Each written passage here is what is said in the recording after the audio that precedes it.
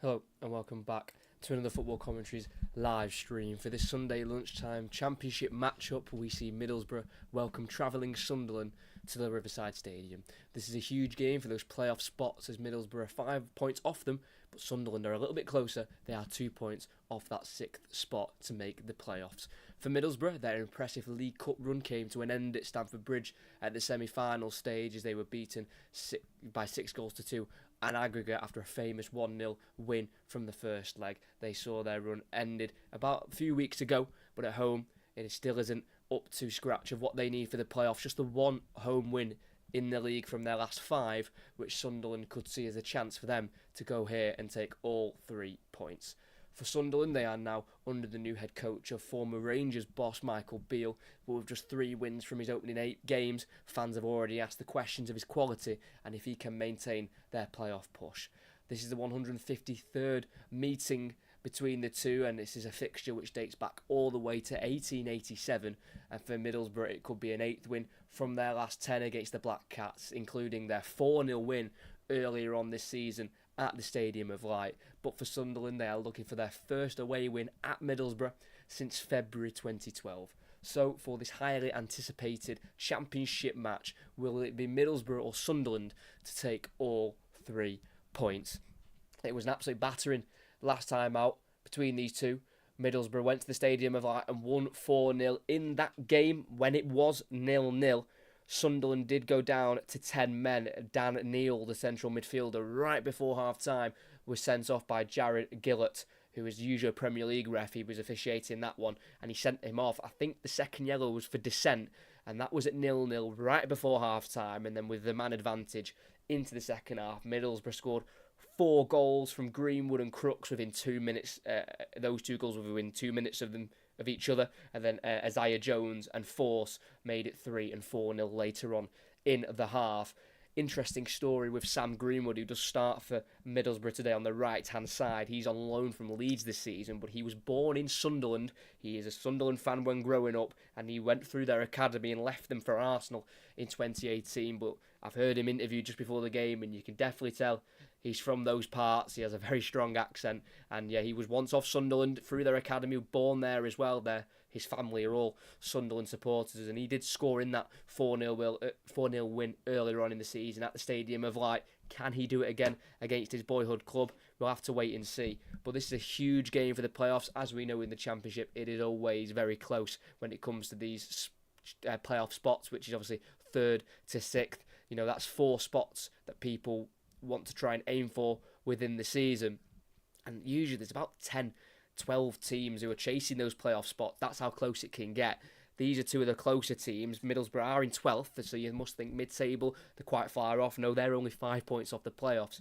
And for Sunderland, they're on 43 points, and they are 2 points off the playoffs. The team that currently do take that final playoff spot in 6th is Hull, under Liam Rosenior. West Brom are also in the playoffs on 48 points, and then from 5th to 4th, there's quite the gap. West Brom are on 48 points in 5th, and Ipswich are in 4th with 59 points. There is an 11-point gap. So realistically, for the teams outside of the playoffs, there is only 2 spots really available, with West Brom and Hull taking those 2 spots at the moment on 48 and 45 points.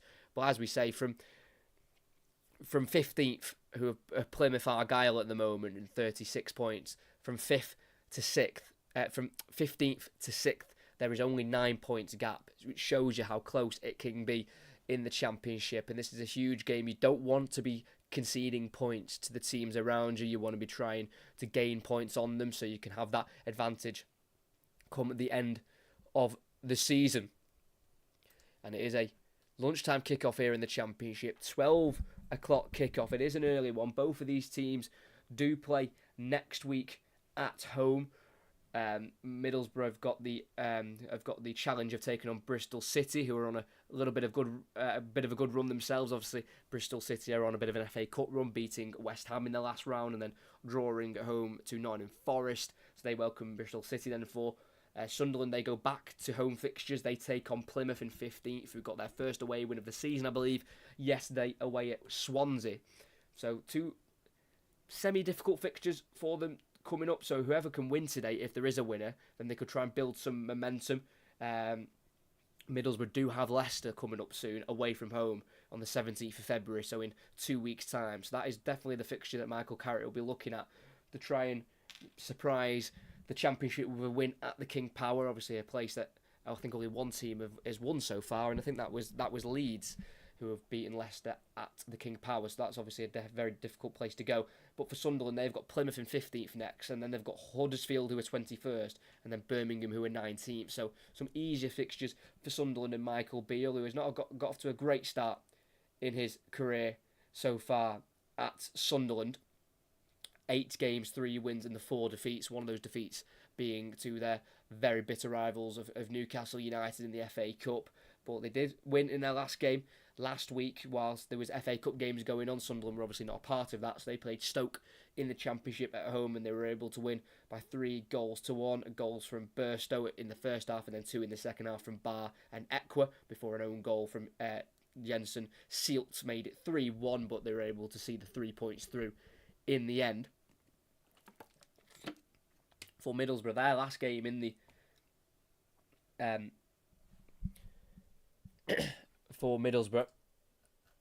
their last game in the Championship came on the 20th of January against Rotherham in a 1-1 home draw. They obviously played Chelsea on the 23rd, but then after that they have not played since. So they've had a good 2.5 weeks off, Middlesbrough playing, because obviously the game that they were meant to play in the Championship last week was called off due to the team they were meant to play being in the FA Cup. So it should be a very fresh Middlesbrough side who, during this part of the season, have had a decent chunk of time off to really recover, get their tactics right, and try and push for the back end of this season to try and get in those playoff spots again. They did end up in the playoffs last season, finishing 4th with 75 points, unfortunately losing in the playoffs to Coventry over 2 legs.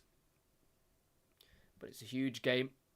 One that doesn't define anyone's season at this point, but it could be a game at the end of the season where you look back on, and if there is a big moment or a big mistake or a big performance, you could look back on it and think that was the reason why we made it into the playoffs, or maybe why we didn't make it into the playoffs. We'll have to just wait and see as both sets of players arrive out of the tunnel onto the field here, as it's Middlesbrough taking on Sunderland at the Riverside Stadium. We will go through both teams now, as you can see them on screen. We'll start with the home side with Australian goalkeeper number 23 Tom Glover in goal. He was on the bench the last time these two met in the league, and that was back in early October. Back four of a new side, 3 new signings in the back four from the summer and January. One of them from January is Luke Ayling on loan from Leeds, the 32-year-old who has only played Sunderland once before, and that was in an away fixture back in the 2017-2018 season. At left back is going to be Lucas Engel, who signed in August of last year from Silkeborg for £2 million, and 2 centre-halves of Dale Fry,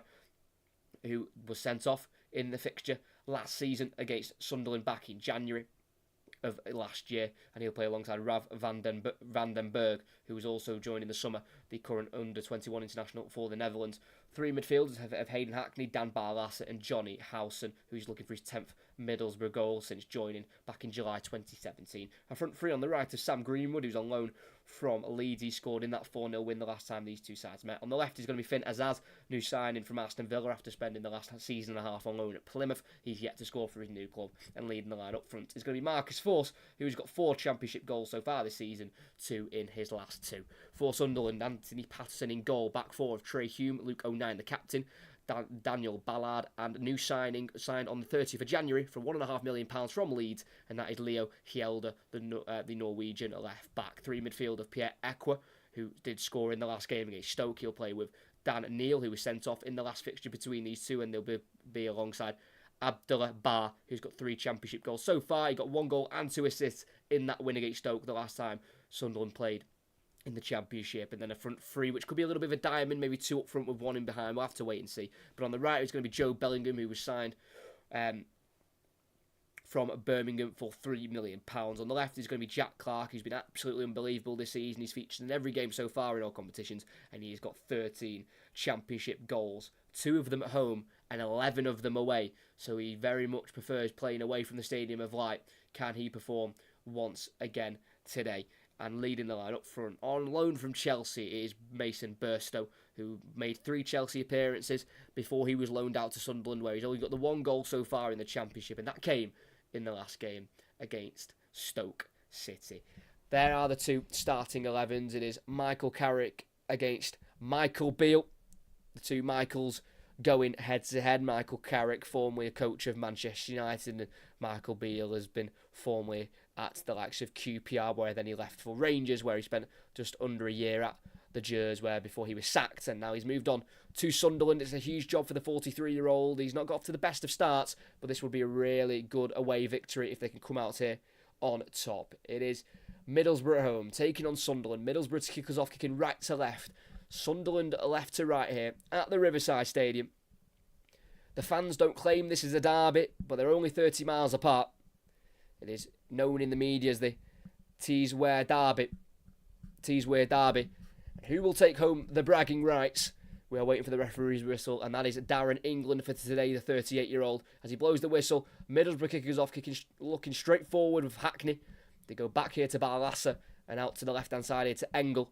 Then into the Middlesbrough half to start from the back for Middlesbrough with Vandenberg. And we are underway here at the Riverside Stadium. Misplaced pass though from Howson.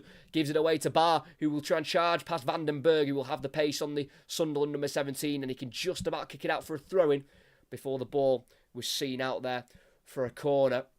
Sloppy ball there from the very experienced central midfielder of Johnny Howson, who's making his 305th appearance for Middlesbrough today. Unlike him, giving the ball away, and Abdullah Barr tried to outpace Vandenberg. Couldn't quite do so, but did win a throw-in in a dangerous position. And then from the throw-in, Barr's worked it towards the edge of the box to Bellingham. Poked away by Marcus Force. Only as far as Sunderland on the halfway line with 09, who hurries away a clearance down the Sunderland right, where he'll be chased down by Burstow. But he'll be seen through for a throw-in by Engel, who throws it quickly into his 18-yard box to the goalkeeper. And that is Tom Glover. And Middlesbrough can play from the back, just inside their own box at the moment, with Vandenberg, who can play full-back as well, but Matt Clark, the centre-back signed last season from Brighton, has dropped to the bench, so they've gone for Vandenberg in the centre-back position, and they've brought in Luke Ayling, who was cup-tied for their semi-final against Chelsea due to playing in the League Cup for Leeds earlier on in the season. Again, Middlesbrough have lost it in their own half with Barlassa this time. Barr tries to get away from the central midfielder, who feels a push in the back, goes over on the challenge, and that'll be a free kick here for Sunderland, who have definitely got off to the better start here. Middlesbrough look slightly shaky, giving possession away a couple of times now. It's Abdullah Barr who's been working Sunderland forward in the opening exchanges, and it's a free kick about 25 yards out. Jack Clark is over it. It's just to the right-hand side, so it's a better angle for a left-footed strike. And the left-footed option stood over it is Pierre Ekwa, who did score in the last game against Stoke. But on the right foot, Jack Clark might fancy this. Mentioned before, he's Sunderland's top goal scorer this season with 13 in the league, 11 of them away from home. He's got Tom Glover to be in the Middlesbrough goal, who's making his 7th start in a row after making his first start back in the 23rd of December, as their usual goalkeeper Dieng was sent to the African Cup of Nations. As Ekwa with the left foot will take it, and it's not a bad attempt over the crossbar, looking for that top right corner as he bent it around the wall. Got the decent height on it, just couldn't quite get it down in time. Not a bad attempt though from Pierre Ekwa, who was signed in January of 2023 from West Ham United. He's a former French under-20 international, and he nearly gave Sunderland the lead from the free kick. But it's still 0-0 here, and it's on the far side with Hayden Hackney for Middlesbrough. Goes back to Del Fry, then on once more to the goalkeeper of Tom Glover, who will switch out to the left here to Engel, the left back, midway side his own half. Plays it into Vandenberg on the edge of his 18-yard box. Sunderland pressing high, but not pressing directly to the player, just maintaining a high defensive line and a high attacking pressing line as Middlesbrough go long, looking there, I think, for Sam Greenwood, but it's gone all the way through to the Sunderland goalkeeper of Anthony Patterson. And it'll be Sunderland to start from the back. Anthony Patterson, the goalkeeper, signed a new 5-year deal in September of last year, as he's been fantastic since breaking through into the Sunderland team, as they've gone long there, Sunderland, and it's picked up in the midfield by Johnny Howson, who goes back to his goalkeeper of Glover in the 18-yard area. And it's now Middlesbrough to try and build from the back. Like I mentioned during the start of the game here, 1 win in the last 5 at home for Middlesbrough, 6 wins in 14 at home so far this season, scoring 15 and conceding 15. So they obviously need to be scoring a few more goals. Middlesbrough, as Howson works out nicely to the right-hand side to Hayden Hackney. He will charge forward into Sunderland half, and he finds Finn Azaz through to Sam Greenwood, who's onside in the area, gets the shot off, blocked by Sunderland's number 32 of Trey Hume, and it'll go into the gloves of Anthony Patterson. It's a great run there by Hackney into the Sunderland half, finding Finn Azaz in a central area and playing it through to Greenwood, who entered the area on his right foot. He was onside, but the shot was well blocked there by Hume, and it was Sunderland to start here from the back. It's with left centre-half of Luke O'Nien, who's joined the club since July 2018 from Wickham, and he gives the ball away there, the captain, but as he released it, he was just caught late there by, I think, Sam Greenwood, and it'll be a free kick for Sunderland midway side their own half.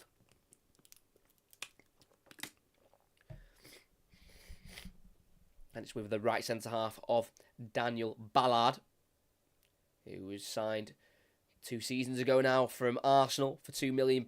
He spent the season before that on loan in the Championship with Millwall, but Sunderland were able to get him before Millwall could.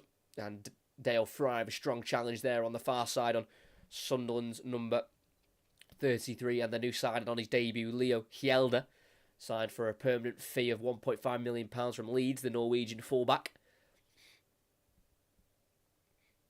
As we have Sunderland on the ball on this near side with their right back Hume.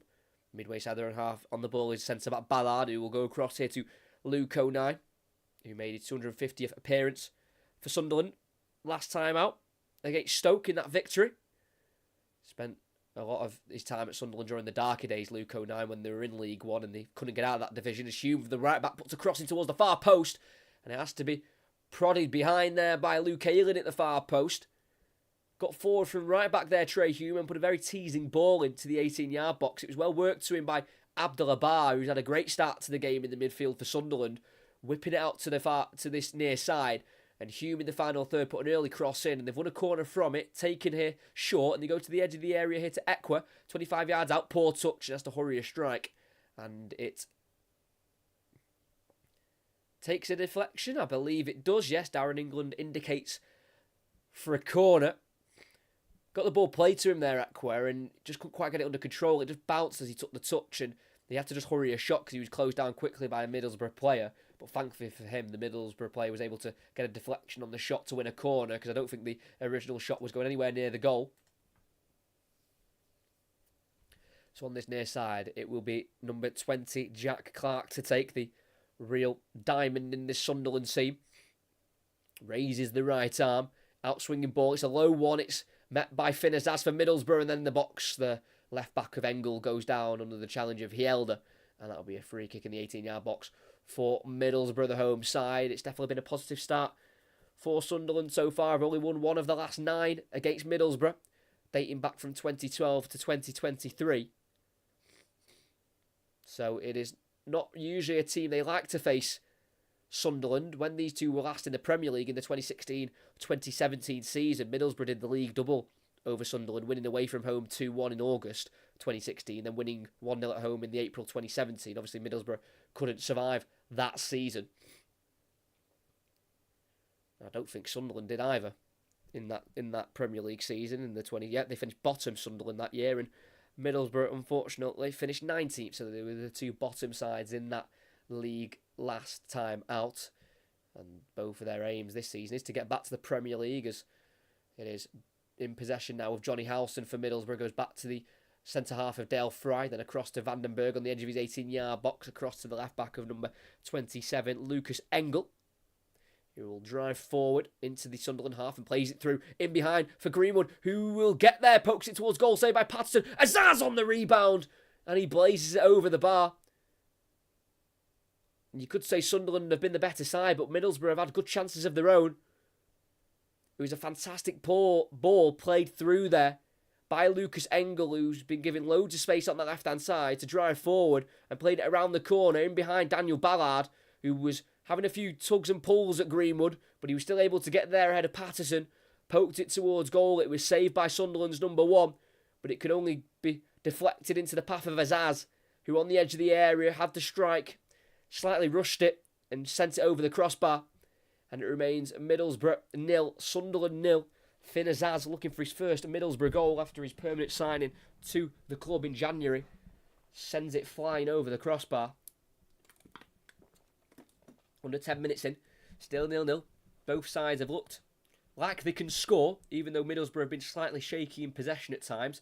And they have got the ball here inside their own half with number 6, Del Fry, who can chop beyond Clark and play it out to the right back of Ayling. Down the line towards Hackney. Volleyed away by Hielder. Fry will chase it down that Middlesbrough right-hand side. He's got Clark chasing him down. Can Fry see it out for a goal kick? Yes, he can. And it will be a goal kick for Middlesbrough with their goalkeeper Tom Glover, who is Australian but wasn't picked for the Asia Cup, where unfortunately Australia have been knocked out of that in the quarter-finals stage to South Korea. But it did give him a chance to try and make this number 1 spot his own at Middlesbrough, as Seny Dieng has gone out to the African Cup of Nations himself, the usual Middlesbrough number 1, who was signed in the summer from QPR. Middlesbrough playing out from the back here, on the edge of their area, with Del Fry. Clark's coming across to close him down, but he shifts it here to Ayling, who will dribble to the halfway line and beyond it, and chops back here. He's got Bellingham closing him down, plays it into Hackney. Pass deflects off Neil, and it'll be a throw-in about 5 yards inside the Sunderland half for Ayling to take, and he throws it into Azaz. His touch is loose, and it's picked up by Equa for Sunderland. Now Bellingham, dispossessed in the midfield. It's Johnny Howson, loses out to Neil, but then they win it back off Bellingham now with Barlassa.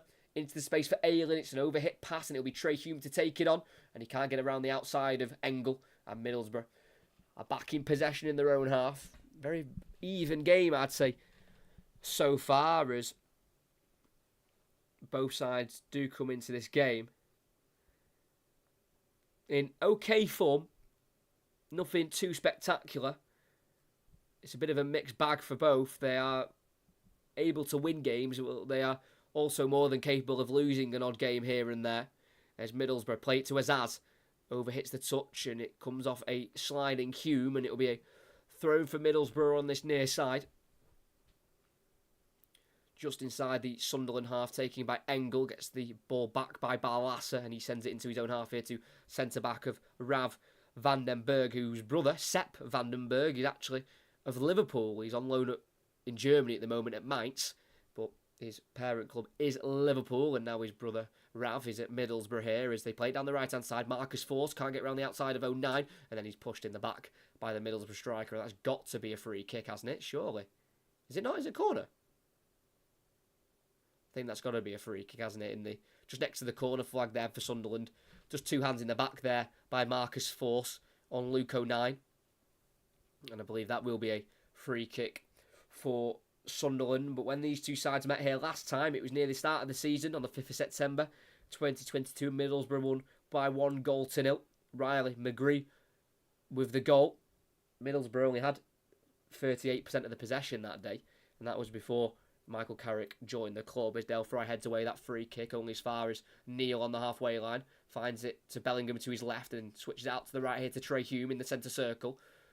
He's got Abdullah Bar furthest on the right, and he plays it to the number 17. Bar, one-on-one with Engel, onto his left foot. Plays it across the box here towards Bellingham, who turns away from Howson. Plays it out to the left to Clark, one-on-one with Ayling. Enters the 18-yard box and goes around Ayling. Great bit of skill. Clark goes for the shot at the near post, and it's well blocked by Glover. And it's out for a corner. Jack Clark will find a lot of confidence after that run, taking on Luke Ayling pretty easily. One-on-one with the number 12. Went on the outside of him and then got around him. And then looked like he was going to cut it back, but don't think there was a real option on. So he's gone for the shot at the near post, which nearly goes through Tom Glover. Had to get a right hand to it at that near post. And Clark, who won the corner, will now take it on that far side. But before he takes it, Darren England will just have a word with some of the players in the area just to make sure no fouling takes place as the corner's crossed in.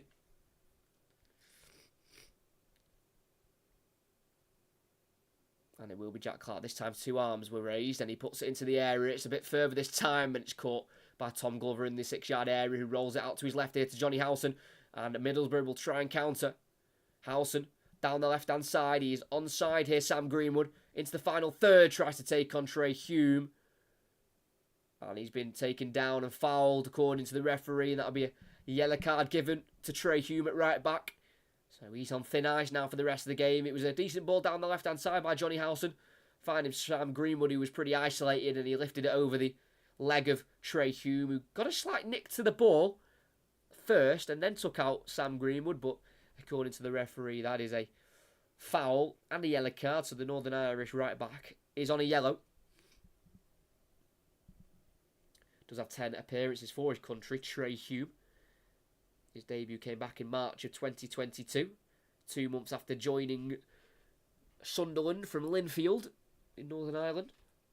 But Middlesbrough, from this left wing position, they've got a cross going in from Barlaser. It's one towards Anthony Patterson, who comes and catches that very well on the edge of the 6-yard area. And he wants to try and set off a counter-attack in his full light blue kit today, Anthony Patterson, but nothing was available for him, so he keeps the ball in his hands, and Sunderland will start from the back. Rolling out to the left, centre-back of Luke O'Nien. Now with the left-back, Hielder lifts it down the line, looking for Bellingham, headed forward by Aylin. Barlaser back towards Howson, but picked up by Bellingham. And then it's now with Ekwa, who gets away from the centre circle and feeds it out to the right winger here to Bar, who's into the final third. And into the box, cuts it back to the edge of the area for Hume to strike it. Parried away and volleyed away by Aylin. Kept alive for Middlesbrough as they play it forward here to Hackney, who try to get away from Dan Neal. And he does do so very well and plays it forward to Greenwood. Tries to find the return ball. Cut out by O'Nien. Kept in by Clark. Neal into Clark. And Sunderland are now away. Into the final third on the far side. Clark against Barlaser, who's in the area now. Clark on the angle. Tries to go back on himself. Keeps it in. Trying to look for a pass if possible here, Clark. He's still got the ball and pokes it backwards here to Ballard. And that's well kept by Clark. As Hume will go for an early cross, headed away on the edge of the box by Fry.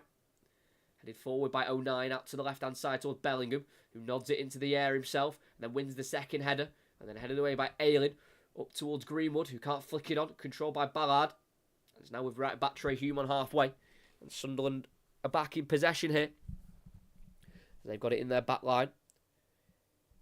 But they were in ninth position when Tony Mowbray left Sunderland. After 19 games, he had won 2 of his last 9 in the league. And that was the reason for his sacking. And they brought in Michael Beale, who's got them 9th as well. So they haven't moved up or down yet. But at the end of the season, they'll want to be back up and trying to get into those playoff spots.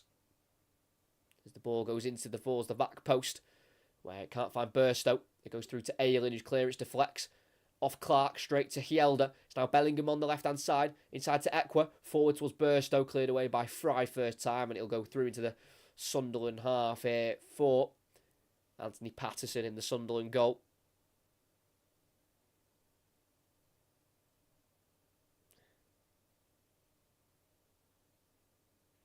But Sunderland themselves were also in those playoff spots last season, but they were beaten by Luton over 2 legs. There's Clark, plays down the line for Hielder, midway side the Middlesbrough half, on the far side, looking for a pass. He's got Aylin on his back, he's got Fry trying to block the cross, but he worked the cross here, Hielder. It's a deeper one, goes all the way through to right back Hume, who's 1-on-1 with Engel. He's got Barr in support, he wants to run down the line, and he gets it, so he can play it inside for Ekwa, who's now got a bit more room. It's now eventually found Neal, who on the angle put the cross in straight at the goalkeeper Glover, who can catch it easily. And it'll be Middlesbrough now back in possession. But it is no wins in their last 4 for Sunderland away at Middlesbrough. Mentioned it before, but their last win came in February 2012 in a 4th round replay in the FA Cup. Stephen Sessignon with the winner in extra time for Sunderland back in 2012.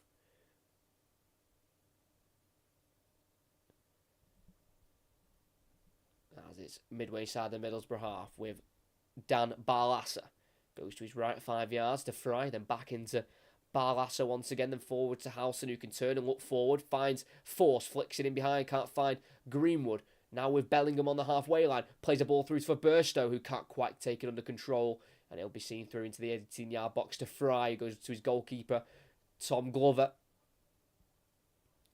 And then sprayed out here to the left-hand side here to Engel, controls it, and plays a ball forward here, finds Azaz, chested touch, pokes it away from Hume, but headed away by Ballard, over the head there of Barlaser and through to Vandenberg before Abdullah Bar can get there. So once again Middlesbrough will start from the back, switching out to the right this time to Luke Aylin, who controls it and then goes back into number 6 Dale Fry, who was sent off last season when these two sides met, as a ball's been played through here to Marcus Force. In the area, right-hand side, goes for the cross because he was on a tight angle. Looked for Greenwood, blocked by 09.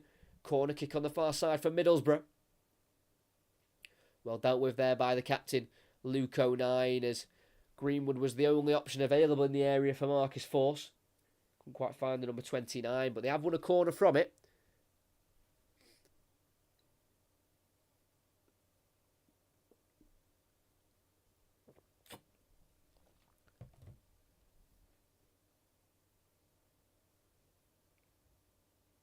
It's going to be a outswinger. It's more of a glided ball towards the edge of the area where the referee's almost got in the way, but he does find Engel, who will strike it with his left foot. And it's always rising over the crossbar there. Didn't quite get over the shot. The left back of Lucas Engel. The referee was just slightly in the way, so he's almost had to just push him out of the way there. The left back, whose shot was never going to trouble Patterson in the Sunderland goal, as we're 20 minutes in and it is still 0-0. Both teams won their home fixtures last season between the two. Middlesbrough won here 1-0 and Sunderland won at the Stadium of Light 2-0 in the January. Goals from Stewart and Diallo after the red card from Dale Fry in the 49th minute when it was 0-0. As it is with Luke 09 at the back for Sunderland. Plays it forward here to Hjelde, who loses possession. Great tackle on him there by Force, and it's played through here to Hackney, across towards Greenwood, can't get there ahead of Hume, and eventually it's dealt with by Bellingham in the area, who will smash it clear. But Middlesbrough are starting to grow into this game more with each minute that passes. Good tackle there by Marcus Force, who's the striker today for Middlesbrough, but that was a fantastic midfield tackle to start that attack off. Sorry, I didn't see the chat. I've got my chat covered. I do apologise. I'll read that in a second. As Dan Neal for Sunderland plays out to the right and into the Middlesbrough half we go here with Abdullah Bar. 1-on-1 with the left back Engel. Pretty isolated here, Abdullah Bar. Not got many options. Has to go back to the halfway line here to Ekwa. Hello, I'm a Hull fan, so can you please lose? Thanks. Well, exactly. I think that really the best result for Hull long term is probably a draw. You don't really want any of these teams gaining 3 points, because then, especially Sunderland, because they would leapfrog into the playoff spots.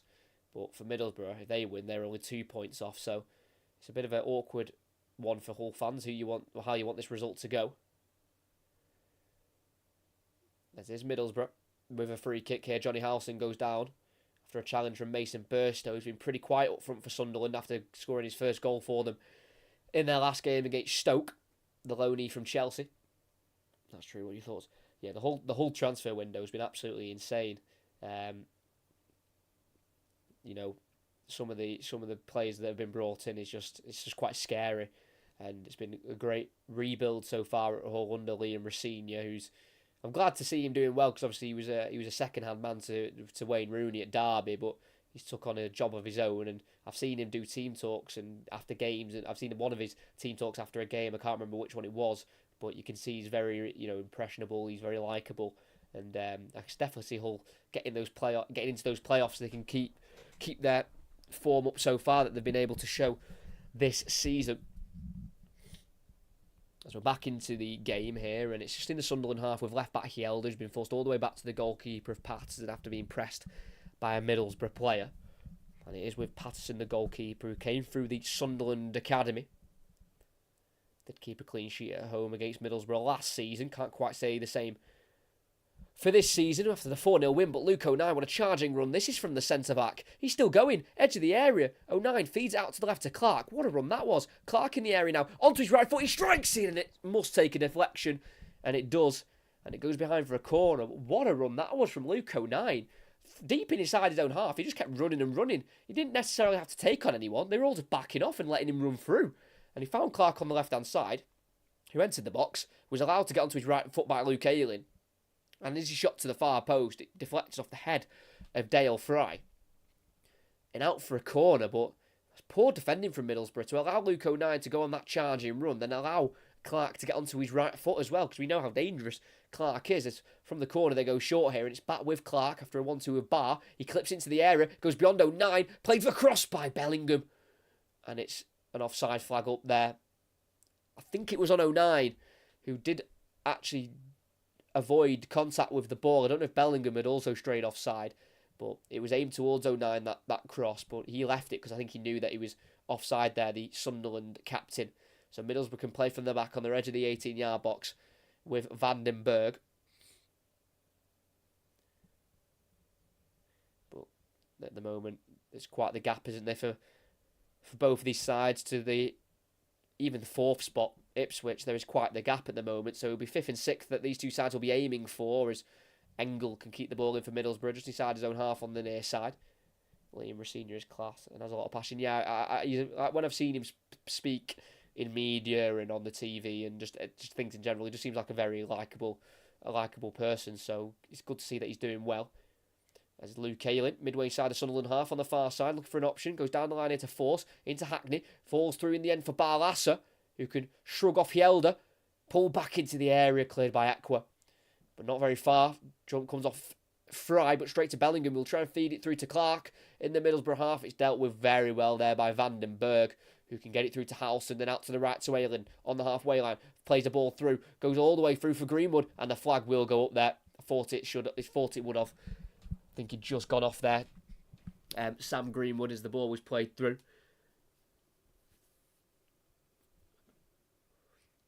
Questions of handball there on Hjelde when the ball was played through by Hackney towards Barlasser, but it does look like Hjelde is trying to tuck his arm behind his back, so I think that would have been a very harsh one, and it's not like his arm was out when the handball was taken. The handball happened when his arm was pretty tucked in already, so definitely would have been a harsh penalty to give, even with VAR.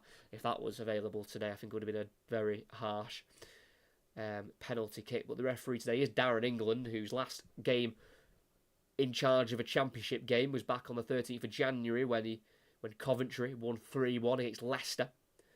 He sent off Abdul Fattah, I'm pretty sure, in that one for Leicester, where they obviously fell to a shock defeat to Coventry. Say shock defeat. Going to Coventry away is pretty difficult. They're doing okay at the moment, Coventry. I think they sit in 7th at the moment, and they're very congested playoff spots. There's a ball out to the right-hand side, looking for Hume. Comes off the back of the head of Engel, into Barr. Hume, back into Barr again, completes the 1-2, down the right-hand side, towards the byline. Can he work it onto his left foot here, Barr? A few step overs, and has to go back here. And he's running backwards. He's still not going to release it. He just goes to Hume. He's got everything to his left here. Goes inside to Ekwa. Now into Barr again. Sunderland patient build-up. Nice back heel from Barr for Ekwa, who's on this near side. He'll put a left-footed cross in. It's one towards the back post, where the head has been won. And it's come off Force. And that'll be a corner again. Jack Clark causing those issues. Good ball in from Ekwa, who was allowed to cross it. Finn Azaz and Lucas Engel just watching Ekwa cross it. And it's a dangerous ball. Clark got the header in, and Marcus Force, who again, he's meant to be playing up front, but we're seeming to see Marcus Force everywhere at the moment, defending for Middlesbrough. He's the one to block it and concede the corner. And can Jack Clark put in a dangerous ball? Got 3 goals in his last 6, Jack Clark, but he's looking to provide an assist here. Again, it's a deeper one to the far post this time. Header off Ballard into the area. It deflects around. Ekwa helps it back in. It's a lifted ball to the far post. Header won there by Engel, but there was an offside as the ball was recycled into the box by Pierre Ekwa, and it'll be a free kick for Middlesbrough. He did win 6 in a row in the Championship between September and October after a pretty dismal start to the season for Michael Carrick. After 0 wins in their first 7, drawing 2 and losing 5. But he has seemed to have got them back on track ever so slightly, with being 5 points off the playoffs, as Middlesbrough have got it into the Sunderland half. Ball inside, cut out by Ballard, finds Bellingham just inside the centre circle in his own half. He's been dribbling backwards here because he's been pressed by Howson, and then he's got the ball taken off him by Hackney. 22 yards out, he goes for the strike, and does that deflect, or was that just a miscued shot there from Hayden Hackney? I think he just didn't quite catch that correctly, but it's a bad giveaway inside his own half there by Bellingham, driving back towards his own goal, and then tackled by Hackney after pressure from Howson. And Hackney did have options right and left, And on the edge of the area, he took the shot on and, just sliced it away from goal in the end. Poor strike from Hayden Hackney, who did return in January after missing 10 games with injury. And did score in that win against Chelsea at the Riverside in the League Cup. And his last championship and only championship goal this season was back in August against Huddersfield. And they could have at least got that on target there, Hackney, but didn't have his shooting boots on there. His 09 finds Burstow just inside the Middlesbrough half. Does find Equa, and he can get it back into Burstow after a second time of trying. Hume, though, gives it away towards Equa on the halfway line. It's now with Barlassa to his right to Howson in the centre circle. Goes forward to Greenwood, into Hackney, and can't get it out wide right there. Looking for Ayling.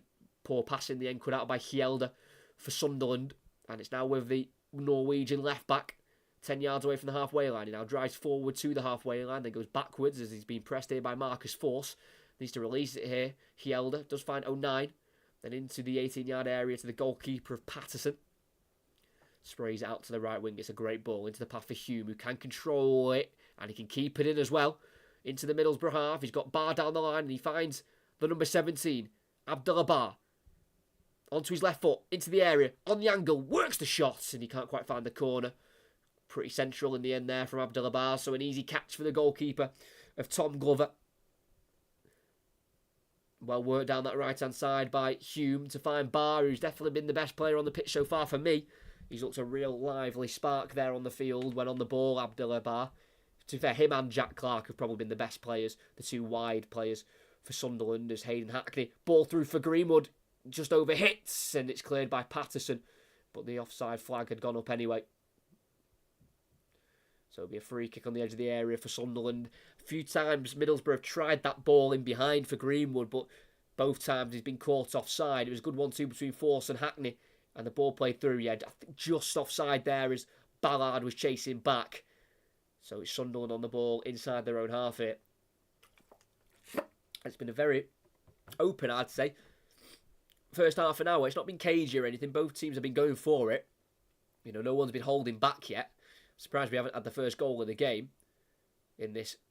Again, I say derby, but the fans, I was reading online, because when it's fixtures like this, you want to know what the fans think, because the fans' opinion is the most important. And they say it's not a derby, this Middlesbrough-Sunderland. It's called in the media the Tees Ware Derby. But they don't like to call it a derby, apparently. Even though, like I said before, they're only 30 miles apart. It is a hour and a half round trip for Sunderland today. 45 minutes there, 45 minutes back on the road. So they are pretty close to each other, these two sides. But obviously the main derby for Sunderland is Newcastle, which they have played this season, first time in a while, and were unfortunately beaten 3-0. Middlesbrough play a long ball forward this time. 09 heads backwards to Ballard, who will go back once more here to goalkeeper Patterson, closed down by Greenwood. Clears it with his left foot before he can be closed down, where the clearance can be blocked. Hjelde, his ball forward, deflects to Hackney, and he panics, plays a ball into the area, a lifted ball, and he goes straight through to the goalkeeper of Anthony Patterson. And Sunderland can start again from the back. But their away record this season for Sunderland hasn't been great. 4 wins from 14, 1 in their last 9 away games, 1 win in their last 9 for Sunderland, and that came on Boxing Day to Hull.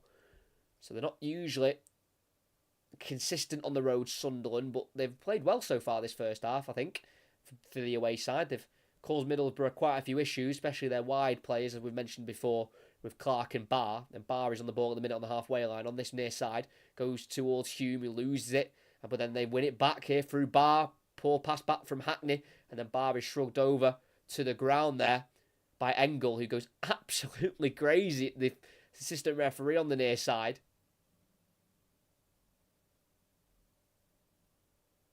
And that'll be a yellow card. I think Abdullah Barr's also been booked because he was asking for a yellow card for Lucas Engel. It was just a shove in the back there, and I think Engel's so furious because I think he believes he's gone in with the shoulder, but I think it was just a right hand in the back of Barr who went over. Barr asked the referee for the yellow card, which then means that Abdullah Barr's been booked himself. So I do find that quite funny, and I do understand why they've brought that rule in. Don't ask for yellow cards an opposition player asking for a yellow card isn't going to change the referee's mind if he's going to give one or not. So Abdullah-Bar's been booked for asking for the yellow, which was going to be given anyway. So Lucas Engel has been booked. That was more for his outrage at the assistant referee. The Middlesbrough left-back was furious with that decision being made. So he's been booked more for the reaction than the foul itself. So it's Sunderland on the ball in the centre circle, forward by Neil. Finds Burstow and then in behind for Barr. That's a fantastic pass in the area, on the angle, on the right-hand side. Can he work a shot? He goes past one and then hits it into the side netting. What an opportunity for Abdullah Barr, who did everything right, but the shot was poor. Great ball through there by Burstow. Just dropped in deeper for the ball and played in behind Engel for Barr. And as Engel looked to shoot, he sent Engel flying with a slide tackle, sent him to the shops there, and then he went for the shot at the near post, which hit the side netting, but there was a ball on across for Ekwa, who could have had a tap in, but he went for the shot, went for the greedy option, and it stays Middlesbrough 0, Sunderland 0. That's a huge opportunity for the away side, wasted by Abdullah Barr.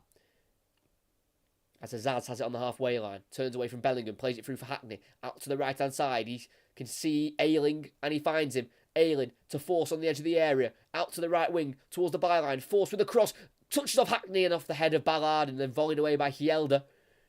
And then controlled down by Vandenberg to Howson. Midway side the Sunderland half. He's fed it out to the near side here to Finn Azaz. One-on-one with Trey Hume. He can work a left-footed cross in. Header away by Hielder. Kept alive here by Barlassa, but he loses out to Burstow in the end. Then Bellingham helps it forward to Clark, who's got options to his right and plays it to the right back of Hume. And now Sunderland will relax the possession here as the Finn Azaz press comes late. And Abdullah goes back to the edge of the area to Ballard. He's been closed down here by Greenwood. Shifts it out towards the right-hand side. Good slide tackle there from Sam Greenwood.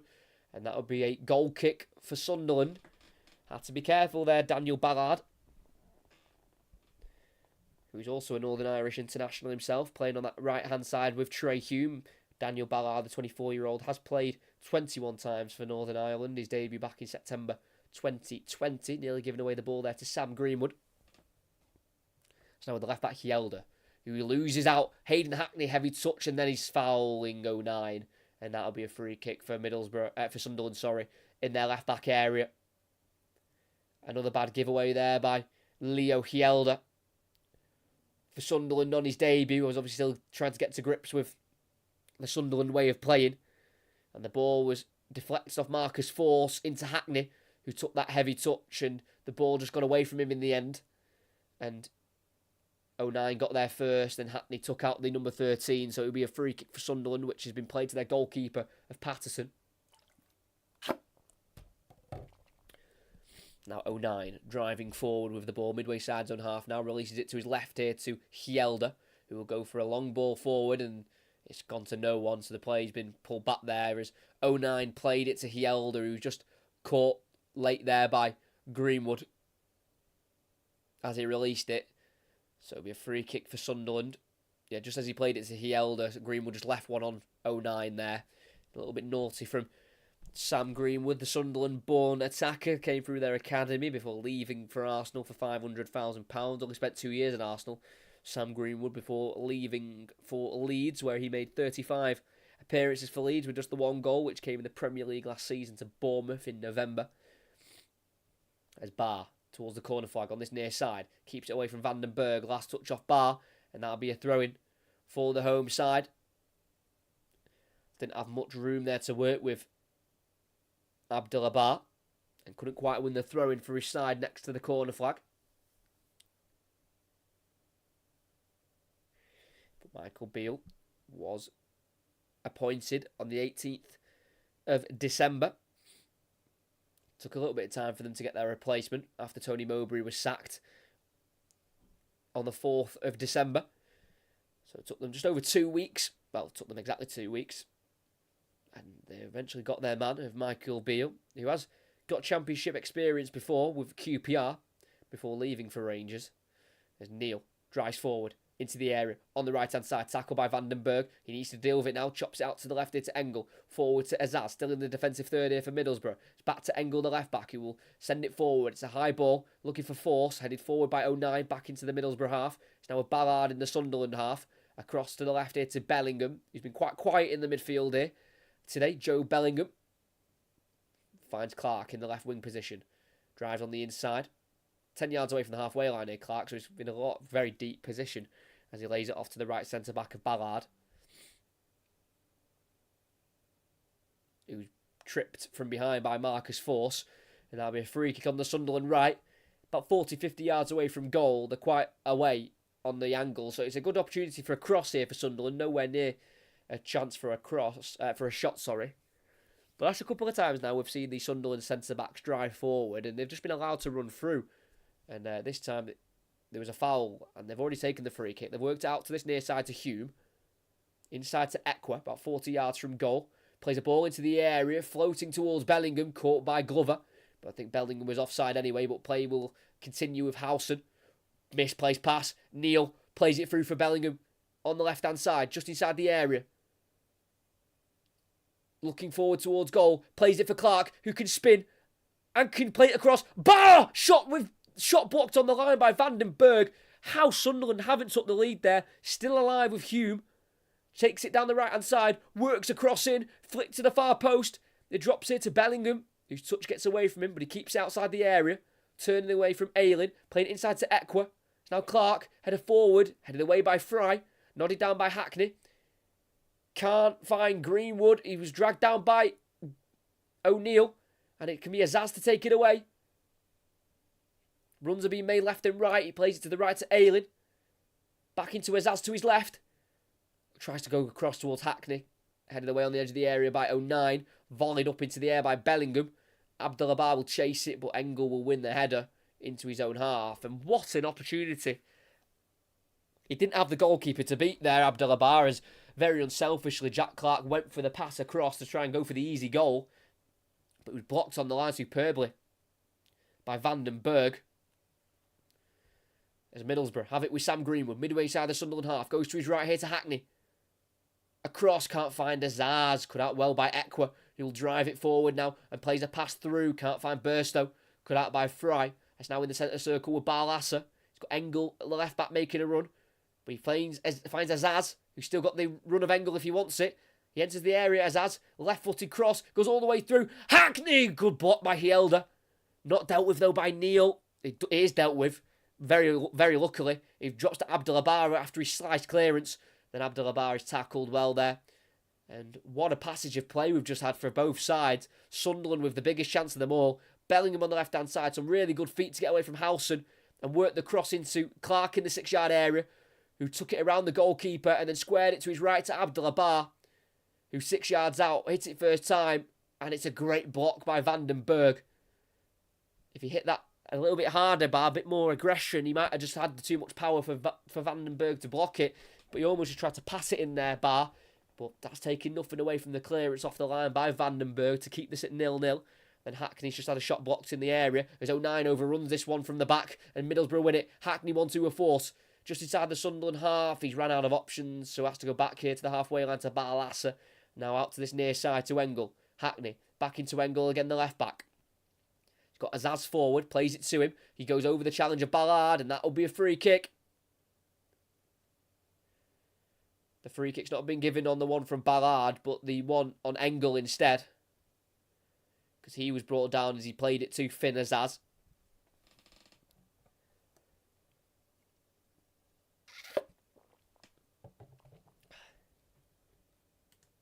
Thanks to everyone who is here. If you can like and subscribe, that'd be fantastic. You can become a member as well if you'd like. Absolutely no pressure at all if you don't want to. £5 for a month. Some weekly podcasts will be coming to the members channel once a few members join. Then I'll start doing some podcasts on that, on the members only. As the cross from the free kick is dealt with by 09 towards Neil and the corner flag on that far side again. Second time in a row, Dan Neil is just completely sliced a clearance out of play for a Middlesbrough throw-in in the final third on that right-hand side with Luke Ayling to take. Throws it into Hackney, back into Ayling again. Looking for his next pass, Ayling. It's to Howson, across to Barlasser. It's now into Vandenberg, midway side of Sunderland half. Feeds it to the near side to Engel, who's got Bar coming across, and he can block his cross there. And it'll be deflected out for a Middlesbrough throw-in again, this time on the near side.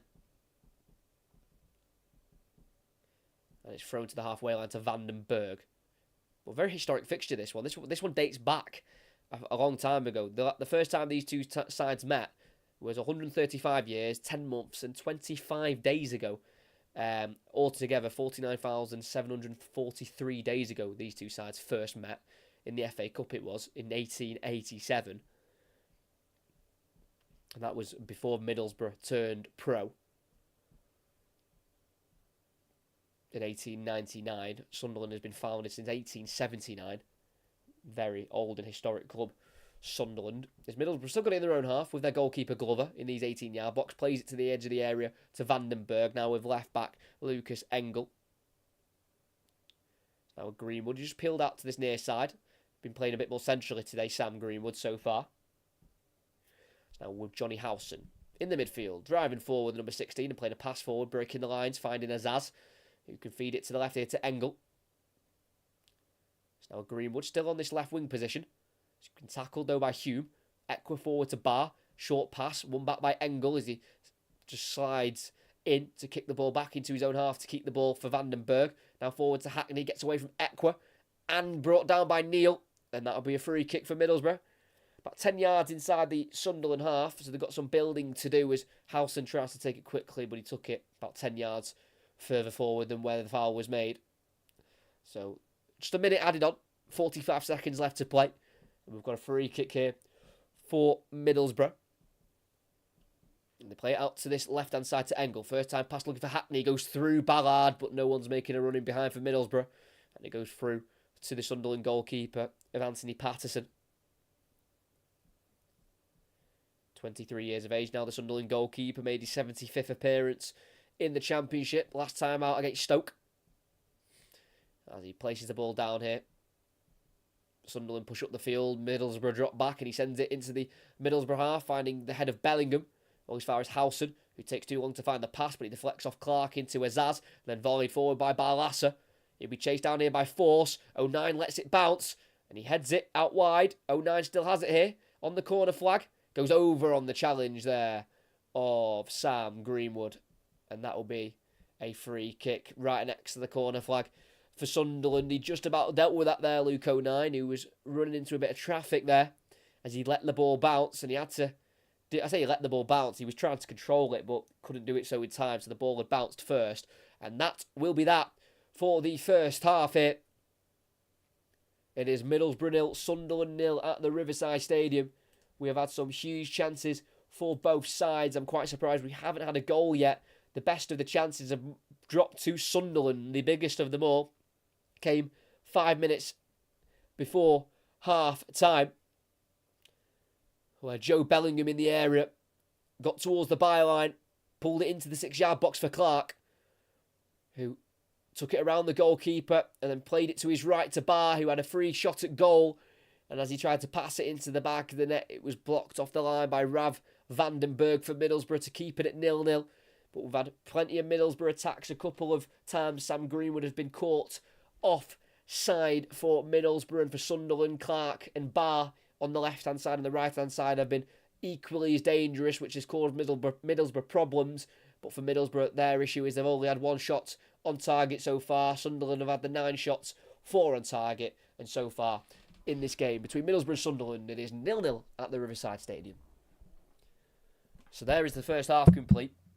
Like I say, I'm surprised we've not had a goal.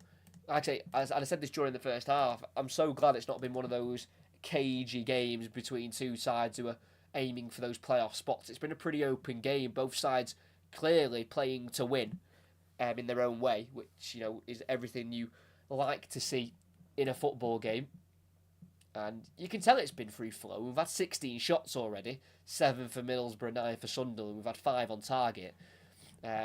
If anyone's just edged it for me in terms of chances, it's probably been Sunderland. I've been impressed with how they've played so far. You can definitely see what they're trying to do. Keeping the ball well in the midfield and working it wide, getting their dangerous players on the ball. The likes of Abdullah Barr and Jack Clark. Sorry. But for Middlesbrough, they've defended okay.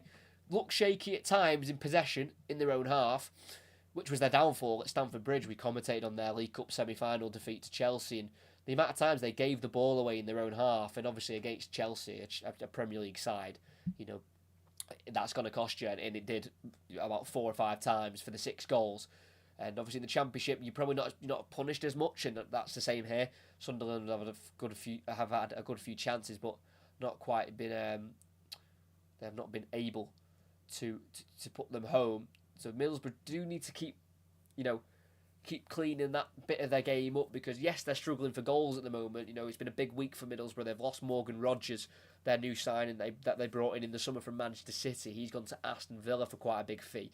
So they've lost his goals, Morgan Rogers, who did score the only goal for Middlesbrough in that 6-1 defeat away at Chelsea in the League Cup. They lost Chuba Akpom in the summer to Ajax. He scored so many goals for Middlesbrough last season. He got 28 for them in the Championship.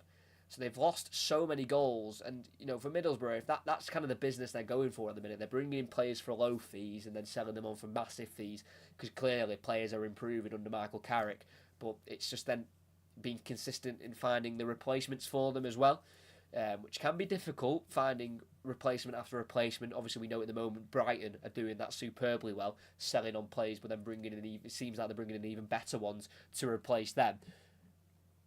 So for Middlesbrough, it's just not quite clicking in attack at the moment, and at the back at times, they're building out from the back, can just be a bit nervy, but they're obviously well within this game, still 0-0, and they are well within the race for those playoff spots, as both of these teams did finish in the playoff spots last season, and were both beaten in the semi-final stages to Luton and Coventry, who went on to the final. Then Luton obviously went up, and they have been fantastic in the Premier League, just outside the relegation zone at the minute. Luton under Rob Edwards, and that was a fantastic result yesterday to Newcastle. Yes, of course, that they would have loved to have seen that win through, because they were 4-2 up at one point, but still go to St James's Park and score 4 goals is very impressive, and fingers crossed Sunderland do.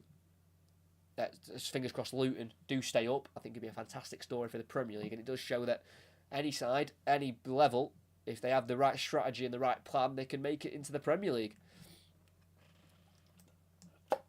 And today we've got 2 commentaries. This is the first one, and the second one is from the WSL, the Women's Super League. We are covering Chelsea against Everton at 6:45. So a bit of a later kick-off, so there's a bit of a gap between the 2 commentaries. So make sure you come here later on for that 6:45 kick-off. And I'm actually just reading a bit of news here, because another commentary that I am doing next week. So we've got Chelsea women against Everton women later today. Then tomorrow, on Monday, we've got Brentford at home to Manchester City in the Premier League. Then the Tuesday, we have got Aberdeen taking on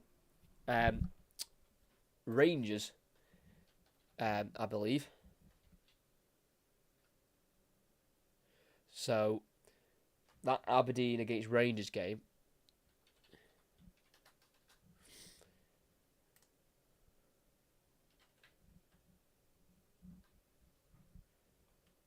sorry, I'm trying to work.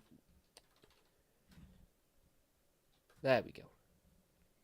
So yeah, they take on Rangers away, Aberdeen, on the 6th of February. They actually drew to Celtic yesterday, 1-1 at home, which is a pretty decent result for Aberdeen, who are having a very poor season compared to the last one they had, where they finished quite high.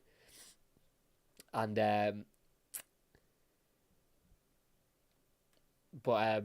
they've sacked their manager recently, Aberdeen. And I'm just reading here online that Neil Warnock is expected to be named the Aberdeen interim manager until the end of the season. So that commentary coming on Tuesday, 8 o'clock, Aberdeen travelling to Rangers. That could be their first game under Neil Warnock, which would be very interesting. We know how much of an absolute icon and hero that Neil Warnock is. I was actually watching a video last week. He was on Golf Life, which is a golf YouTube channel. Jimmy Bullard's on it, and it's presented by Tubes. It's his channel, Tubes from Soccer AM. And Neil Warnock was on it, more as a guest. Jimmy Bullard was playing his son, who actually plays golf, and Neil Warnock was just walking around with them. And what a man! He is such a character. Some of the stories he's got, and the way he tells them, and his just general history in the game. Neil Warnock is just an absolute legend, and it'd be great to see him at Aberdeen, so I can do some research on him for that game. We'll have to wait and see. That's nothing confirmed yet, so we'll have to wait and see on that one. But I just read that there as I was just scrolling through. So yeah, we've got Chelsea women, Everton women today, 7:15.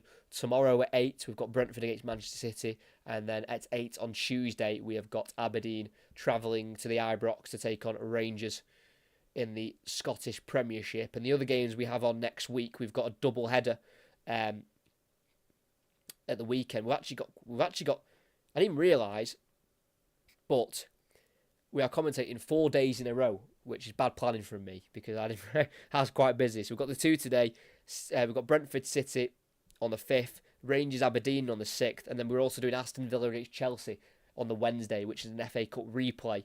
That is also going to be, I think, kick off at 8. And then we've got another double header for Sunday, where we've got Coventry Millwall of the Championship, and then we're doing Aston Villa against Manchester United in the Premier League.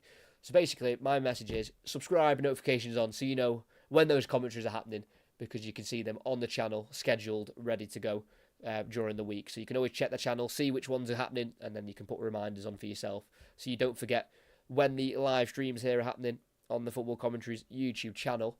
We have 4 days in a row of commentating. What a joy. We've got some big games coming up within those as well. I think that's going to be a good game tomorrow. Brentford against Manchester City, because Brentford have looked a lot better since the return of Ivan Toney. We commentated on Brentford's loss at Spurs, and they should have got something from that game, but unfortunately they just absolutely capitulated in that beginning of the second half, that 10 minutes where they conceded 3 goals. But you can definitely see they look loads better with Ivan Toney up there. They just have more of a vocal point, they just play more like Brentford when they've got Ivan Toney, which you'd expect, because obviously when you've got to play like Ivan Toney, you pretty much build your squad and your tactic around him. So that could be a difficult one for Manchester City. You are in a good run of form at the moment, so if Manchester City turn up the way that we know Manchester City can, then it could be an easy game for them. But Brentford will not make it easy for them, that's for sure. So loads of commentaries coming up on the channel this upcoming week. So make sure you subscribe with those notifications on, so you know exactly when I do go live. But the second half of this game will be getting back underway in a couple of minutes' time here at the Riverside, as it's still 0-0. We've had chances for both. Sunderland have probably had the biggest of them all. Clearance off the line from Vandenberg from the bar shot. That was about 5 minutes before the break. But every time Sunderland do go forward, they have looked dangerous, in fairness. So Middlesbrough have to be careful that they don't concede first, because at the moment, Middlesbrough are struggling for goals. You know, the last time they played in the Championship on the 20th of January, they drew 1-1 to bottom side Rotherham, which isn't great at all, and they were only able to get an equaliser in the 82nd minute through Marcus Force. They had 71% of the ball in that game, Middlesbrough, and they had 3 shots on target, which tells you the issues that they're having at the moment.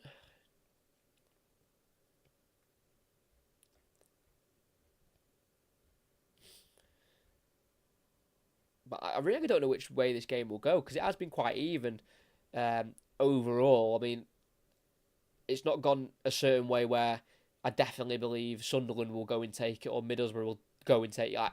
This is a game that either team can take and go and win. It just depends if both sides can come out firing like usual.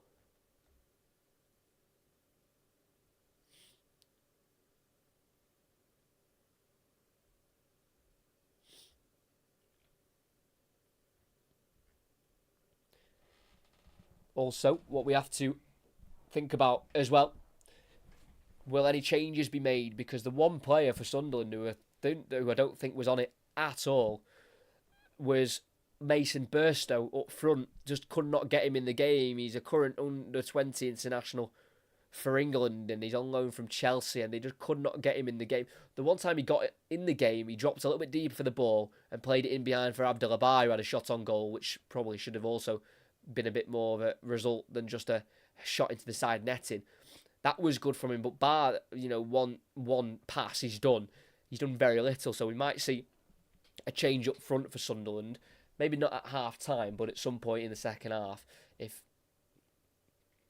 Mason Burstow can't improve from that first half performance.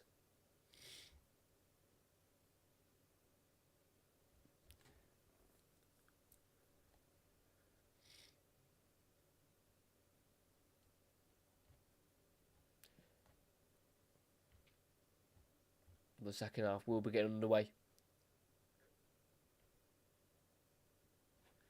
in a minute's time now. It's all to play for as both of these teams are challenging for those playoff spots, as West Brom currently are 5th and Hull take the final spot in 6th. If Sunderland win, they can go back into the playoff spots. But if they lose, then they will remain 2 points off them.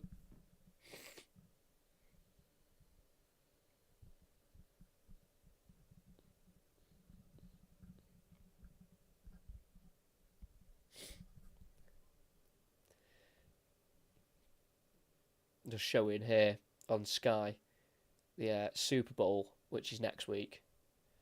And the last couple of years I've watched the Super Bowl and I still have no idea what is going on. I don't know why I even bother. I have no idea because I never understand what. And there's too many time in that. Just too many times out. Do you know what I mean? Too much waiting, standing around, stopping, starting.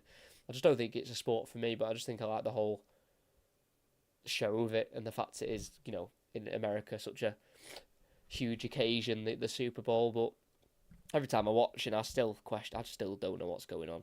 So yeah, funny just seeing them advertise it there. Is we still wait for this second half. We all had a minute added on, so they should be coming back out very shortly.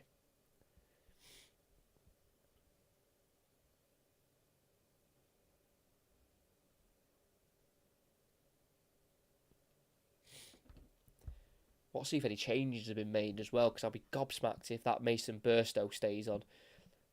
I don't really want to blame him. It's not nothing on him. He's not a bad player or anything. He's just not been really in the game that much. They've not been able to get him on the ball too much. He won't be substituted because I can see him running back out on the field there, Mason Burstow. And I don't see any changes are going to be made for this second half as both sets of players arrive back on the field.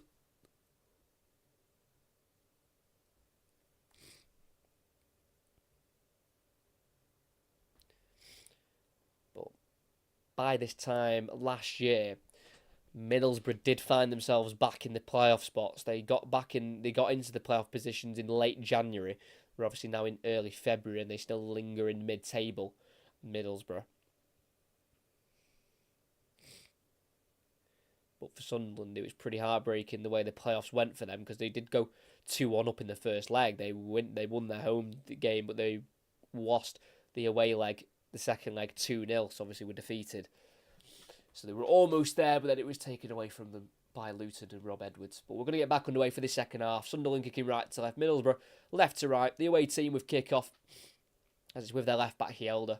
Down the line for Clark, who will go inside to the midfield here to Bellingham. Can't get away from Howson. Oh, yes, he can get away from Howson. Yes, he can get away from Howson. And the free kick's been given and taken very quickly by Bellingham to Ekwa on halfway. It's now out to the right to Ballard.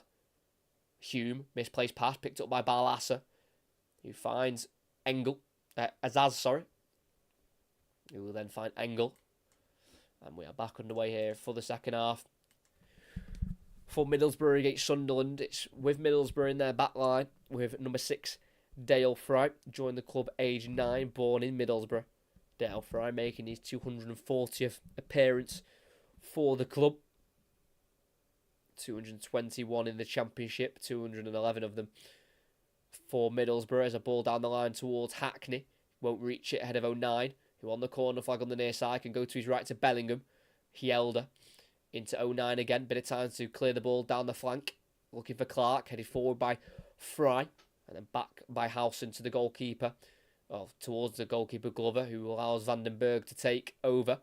And it's now with Barlasser in the midfield, out into the space to the left to Engel, who enters the Sunderland half. Good play here from Middlesbrough. Engel, ball across, and it was a vital interception there by 09 on the edge of the area, because if that cross had been allowed to go through, then Middlesbrough could have had a huge opportunity in the 18-yard box, but 09, the captain, being consistent as always, intercepts.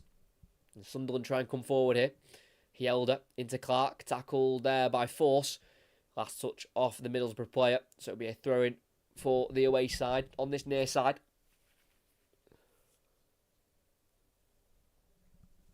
Worked out to the left-hand side well there, Middlesbrough, and that early cross in nearly caught out Sunderland. But not 09. It's now with Luke Ayling into that Sunderland half. Goes inside to Hackney, then returns the ball to Ayling in the final third. Ayling plays it through for Force, cut back, Ayling, touch, strikes it. It's blocked on the 6-yard line by Hume. Couldn't quite connect with the shot there, Ayling. And it was an easy block in the end, and as Daniel Ballard tries to dribble away for Sunderland, he's been brought down, and that'll be a free kick for the away team. But it's a great run from Luke Ayling. Started his run from the halfway line, completed that 1-2 with Hackney, and then played it through for Force towards the byline. He cut it back into the path of Ayling, who took that one touch and then tried to poke it with his toe, with his left boot. Couldn't really generate a lot of power anyway and a lot of accuracy, but it was blocked by Trey Hume. It's been a quick start for Middlesbrough, who are looking to try and make up for their poor home form at the moment. It's with Sunderland in their midfield, 10 yards away from the halfway line. It's with Pierre Equa, 39. 3 years at Chelsea before spending 2 years at West Ham, but now in his new home of Sunderland, where he's been here for a year now. Pierre Equa making 43 appearances. It's now with the goalkeeper Patterson in the 18-yard area, with left-back Leo Hjelde, who spent a little bit of last season on loan in the Championship with Rotherham, as his switch out to the right-hand side. Can't quite find Trey Hume, out for a Middlesbrough throw-in. As this is appearance number 500 for Luke Ayling in his league career. What a number that is to hit. 237 of them have been in the Championship for 4 different clubs. Was once of Arsenal's academy, Luke Ayling, before leaving in 2010 for Yeovil. It's now with Middlesbrough on the halfway line, with Vandenberg forward down the left-hand side to Azaz. It's now back into Vandenberg, being closed down here by Equa. Goes across to the right here to Fry. Midway side the Middlesbrough half. Fry with the ball. Slowly being closed down by Burstow. Finds Barlasser around the corner for Howson. Dispossessed by Bellingham. Sunderland trying to attack. Barr gets away from Vandenberg and keeps it away from Azaz. Good play there from Barr. And it's now with Sunderland inside their own half here with Ballard. 09. Out to the left-hand side here. Finding Clark on the halfway line. Forced backwards by Ayling to Hjelde. 09 again, closed down by Greenwood, goes to his right to Ballard. And on once more to Trey Hume at right back. Inside towards Barr. Keeps it away from Vandenberg, but loses it to Azaz. Dangerous area to give the ball away. Greenwood, switch out to the right. It's a lifted ball. Force has to chase it down. Hjelde will get there first and turns away from him. Brilliant defending from Hjelde. Dumming by Bellingham. Then receives it off Dan Neal. And Bellingham can get away from Greenwood. Just about stays on his feet here. Joe Bellingham. And then goes across to the back 4 here to Ballard. And Sunderland are back in possession after a pretty quick start from Middlesbrough in the opening 5 minutes. There's a big switch out to the left. He's been headed backwards by Ayling to his goalkeeper. Well cut out there by the number 12, who's come the closest so far, 32-year-old, to scoring in the second half. A player who scored 4 Premier League goals in 93 appearances for Leeds in the 3 seasons they were back in the top flight.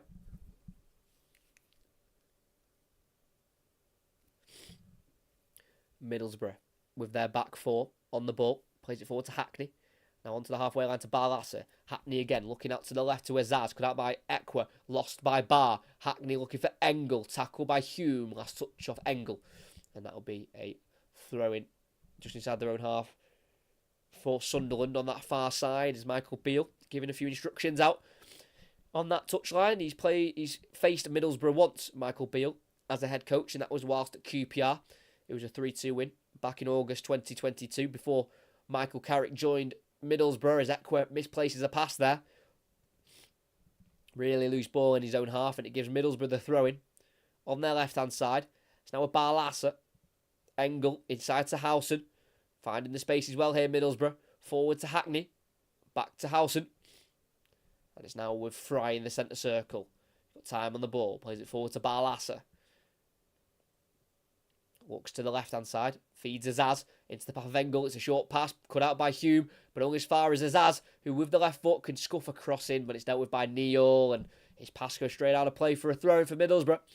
And they can keep this pressure coming. The home side.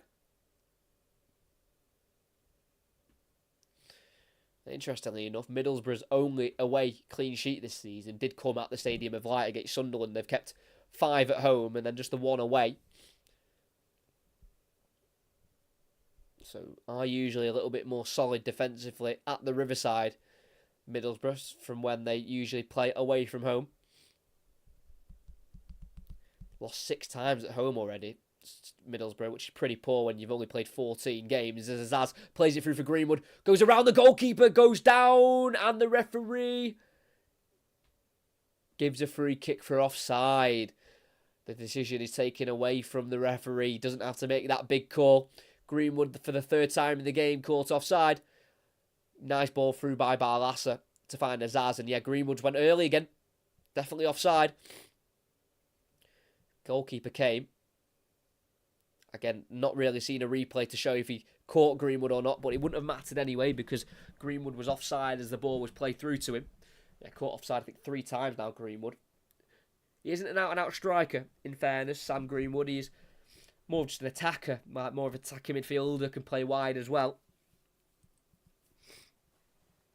But he's not timing his runs to perfection at the moment, which you need to do in this modern day. Ayling in the final third, acting as a right winger here. Howson, back to Ayling. Time for a cross, low one. Sliced away to the edge of the area, nodded down to Howson here, who lets Barlasa take over. Hackney forward, force out wide to Ayling. On his left foot, edge of the area. He's going to try and curl it to the far corner. And he just can't quite curl it in enough to nestle into that top left corner. And it remains Middlesbrough 0, Sunderland 0. But it's been a good restart from the home team. That's not saying Sunderland are playing poorly. But Middlesbrough do seem to have just quickened up their play. As Luke Ayling was looking for a spectacular strike with his left foot. You could tell it was his weaker foot, the way he had the shot there. Just seemed a little bit unnatural. Long ball forward up towards Burstow. Can't keep it for Sunderland. He nods it behind him. And it's collected by Middlesbrough left back Engel. And the home side again can restart with the possession. But they have only had 2 playoff finishes in the last 6 seasons. Middlesbrough since returning to the Championship. And obviously those 2 playoff runs have not ended in promotion. Obviously made the playoffs in 2023, but also made them in 2018, their first season back in the Championship.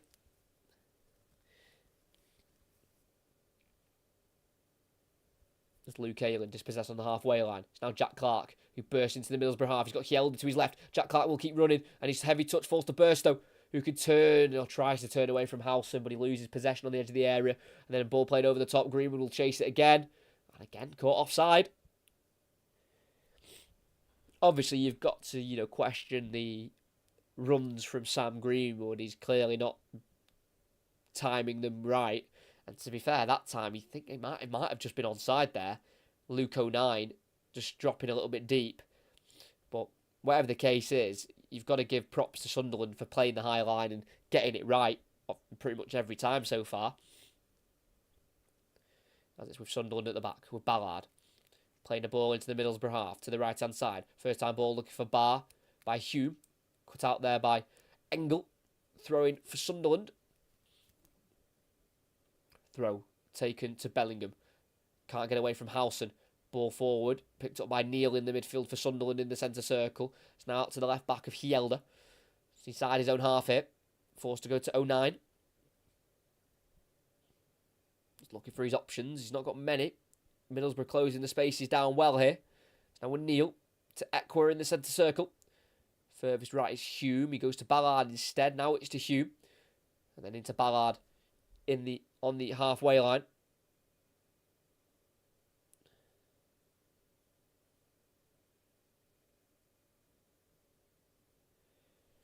Bellingham. Ball out towards Ballard, who can only poke it away as far as Hackney, who looks for Azaz, and Ballard deals with it.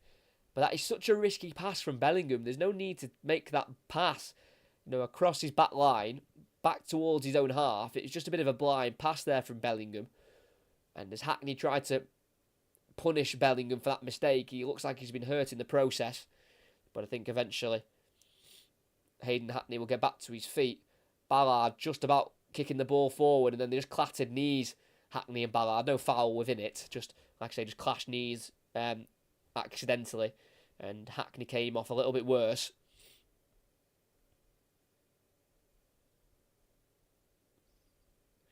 But we do restart. Hjelde lifting it out to the left wing here to Bellingham, who's just drifted out wide into the defensive third. Finds Hjelde.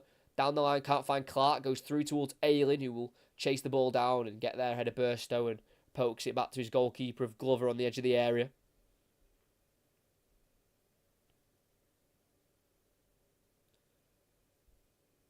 Vandenberg curls it out to right back Ayling. Good touch here. Still in the Middlesbrough half. He's looking for a pass to break the lines. He goes down the line looking for force. He'll chase it. 09 will get there first in the left back area. And he goes across to his goalkeeper Patterson, who needs to shift it quickly. Tries to take on two Middlesbrough players.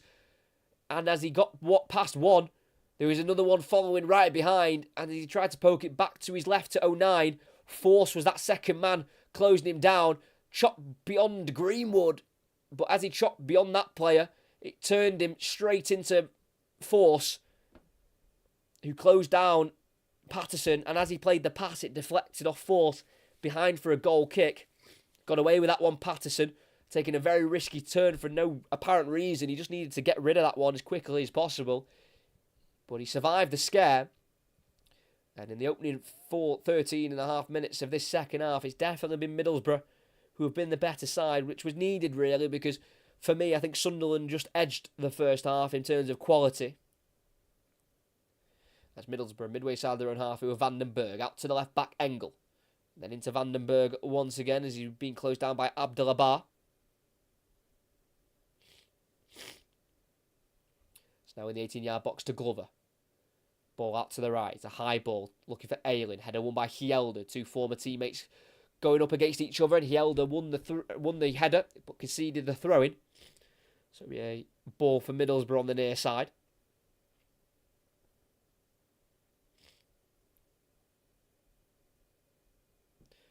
From that throw-in, they've worked it to Howson. He's got loads of room to run into. He's got Engel to his left. First time ball to Azaz. Through, in the area. Force, so he can't get there. Hjelde with a great interception, sliding in. Avoiding the ball, reaching Marcus Force. But a free kick's been won here for Middlesbrough. As Sunderland tried to break. Dan Neil conceding the free kick. Kicked away by Hjelde. Neil was being pulled back there by Greenwood. I'm surprised that's gone the other way. Greenwood definitely had a grab of Neil's shirt, but then Neil also gave a bit back, and then as they both fell to the floor, Dan Neil was just holding Greenwood so he couldn't get back to his feet. So that's probably where the free kick's been given.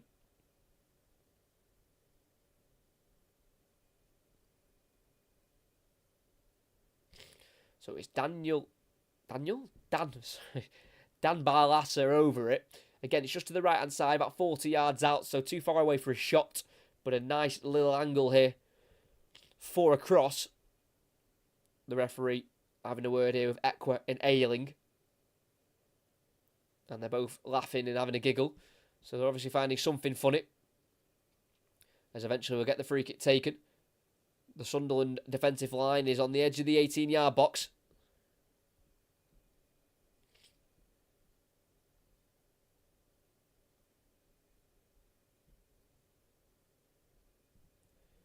And eventually, after the referee having the words with everyone he needs to, seems like he's had to have a chat with everyone there. We're going to get the free kick. Barlaser goes short to Hackney, lays it off for Greenwood, who strikes it, it deflects. Shot taken! A Middlesbrough lead. Marcus Force with a storming strike. And a set piece which comes straight off the training ground.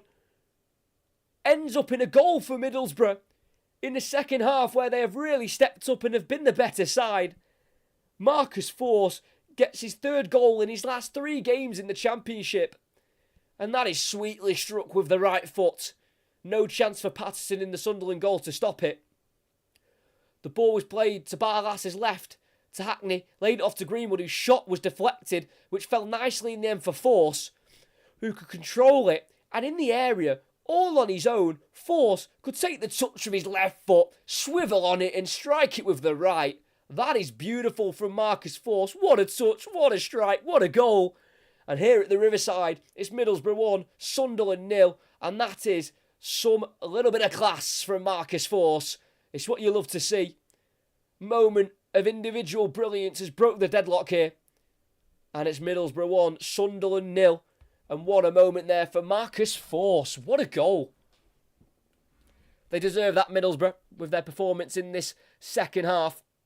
As Vandenberg nearly gives it away there in the midfield, but they've kept it to Ayling. Then down the right-hand side to Marcus Force, who's already got one goal. He'll want a second, but he's been tackled by Hjelde, who can dribble beyond Hackney, and he'll go across to Hume, who was just about able to get the ball as Azaz tried to intercept. Hume charging down the Sunderland right, dispossessed here by Engel, who plays it forward to Azaz. It's now inside to Hackney, who can play the ball to his partner in midfield, and that's Johnny Howson. And Middlesbrough restart at the back inside their own half here. And what a goal that is from Marcus Force. He scored in the 4-0 win at the Stadium of Light earlier on in the season. And I wouldn't even mind, but the way that they worked that free kick, Middlesbrough, was very smart, but it was meant for Greenwood to shoot. And he did shoot, but he didn't catch it. He was actually quite fortunate it took the deflection, because the deflection slowed the ball down, which allowed Force to just about bring the ball down with his left foot. And he just spun and shot and scored towards the left-hand side of the goal. I wouldn't say it was in the left corner. It was it wasn't that accurate, but just the power meant that Patterson struggled to stop it from going into the back of the net. And Middlesbrough have a lead in Clark's pass, which deflects off Ayling. Goes for a Sunderland throw-in midway side of their own half on the near side. And it'll be Leo Hjelde to take it for Sunderland on his debut for the club. Signed from Leeds last week on the 30th of January. The under-21 Norwegian international. As Middlesbrough have won it back already. Hackney on the right-hand side. He's got Force making a run into the area. Can't quite get there ahead of Hjelde, but Azaz will take over. He's been blocked off there by O'Nine. Clearance eventually in the end for Sunderland as Burstow can't control it. And he goes out for another Middlesbrough throw-in. Exact same area as the last one. We've got 25 minutes to go, and Sunderland have just not been able to get into this game in the second half. They have got one win in their last 9 away from home in the Championship. It could be 1 from 10 if they fail to get 2 goals in this one, as it looks like Sunderland are going to make a double change here. Not at the moment, because we're in play, but they're going to ready up 2 substitutes. Is Greenwood in the right wing position, dribbling towards the corner flag, tackled by Bellingham, last touch off Greenwood, throwing for Sunderland in a left back position. As the 2 subs that are going to be made at some point is going to be Patrick Roberts and Nazari Rusin, Ukrainian striker and the English winger, throwing down the line by Hjelde, headed forward by Ayling, headed out to the wide area towards Force, not dealt with by Hjelde, eventually poked away by O'Nine, Neil forward to Barr, tackled in the midfield by Barlaser, but the loose ball drops to Bellingham, who plays it through here for Burstow, just goes behind him in the end, and through to the left back Engel, and Middlesbrough survived, which could have been what could have ended up being a little bit of a scare there if Mason Burstow could have controlled that ball. It's now Luke Ayling on the halfway line, right on this near side. Lifts it over the leg of Bellingham. Hackney through for Force. Back heels it. Can Hackney get onto it? He can't. Ballard's clearance is deflected, though, straight through to Azaz, who's having to turn and twist and finds Ayling, then goes back to Howson, so possession can be kept for Middlesbrough in the Sunderland half. Whatever Michael Carrick said at half-time, it's worked. As Michael Carrick is taking charge of his 70th Middlesbrough game today, looking for his 37th win. And that goal from Force is his 125th goal for Michael Carrick in Middlesbrough. Obviously not Force scoring all 125, but that's the 125th goal scored under Michael Carrick. It's Sunderland on the ball. Equa forward into the centre circle. That's going to be a pull. No, says the referee. No free kick given on Burstow. And it's now out to the Middlesbrough left with Engel. Just goes behind him. Not a great pass there from Greenwood, but it can be kept in by the left back. He'll put an early ball in towards Greenwood. He will get there, and he'll put it towards goal, and he drags it wide. It is a superb piece of play there from the left back, Lucas Engel, who was able to keep it in, and no one was going across to close him down. Was allowed to put the early cross into the near post. Completely caught out Daniel Ballard, who couldn't get back in time to stop Greenwood from having the shot. And as he tried to lift it over the goalkeeper towards that far post, the goal just wasn't quite wide enough for him, and wide it went. As with a quarter of the game to play, Sunderland are going to make these changes. Someone who had such a good first half in Abdallah Bar has had quite the opposite second half. He's been non-existent, Abdallah Bar, and he'll be replaced by Patrick Roberts, who is making his 24th appearance of the season. They've all been in the Championship. He's yet to score, though, so far, Patrick Roberts. And the second change will be Mason Burstow, who's been pretty much non-existent in this game. He'll be replaced by Nazari Rusin, who's only got the one goal so far for Sunderland. That came on New Year's Day to Preston. So 2 changes made by Michael Beale. Sunderland are looking to avoid to make it 1 win in the last 10 against Middlesbrough, and that's not going to help things. 0-9 with a pass straight out of play. Looking for Jack Clark, and the damning stat for Sunderland in this second half is the fact they've not had a shot yet, and we've only got 22 minutes left to play. And it's just confusing because they did have a really good first half, Sunderland. They were well in the game, but the game is they've just lost it completely. That's Hackney to Azaz on the edge of the area. It goes down on the edge of the box, but it's not given as a free kick there by the referee. Ball went through to the goalkeeper of Patterson for Sunderland, and it's rolled out to the edge of the area to Ballard. Forward to Ekwa, who's got Barlassa on his back, but he's able to turn away from him and find the pass of Neil, who goes over the challenger Force. And that'll be a free kick for Sunderland, taken quickly out to the left here to Bellingham, who's still in his own half. He enters the Middlesbrough half with a pass to Clark. Gets away from Ayling here, Clark, and then plays a ball down the line for Bellingham. Midway side the Middlesbrough half. He goes inside to the right here to Rusin. Ball for Neil, who looks for Rusin in behind. He'll chase it. Ayling can keep it in. And away from Rusin at the moment. Just inside the 18-yard box. So Ayling goes down, and that'll be given as a free kick.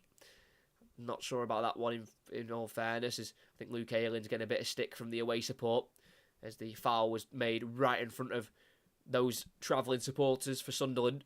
And whatever they're saying towards Luke Ayling, he's laughing at them. So he's obviously taking whatever abuse he's getting pretty well. I do think that was a little bit... Oh, he's getting coins thrown at him here. There's a £1 coin there being lobbed at him. He's giving it to the referee.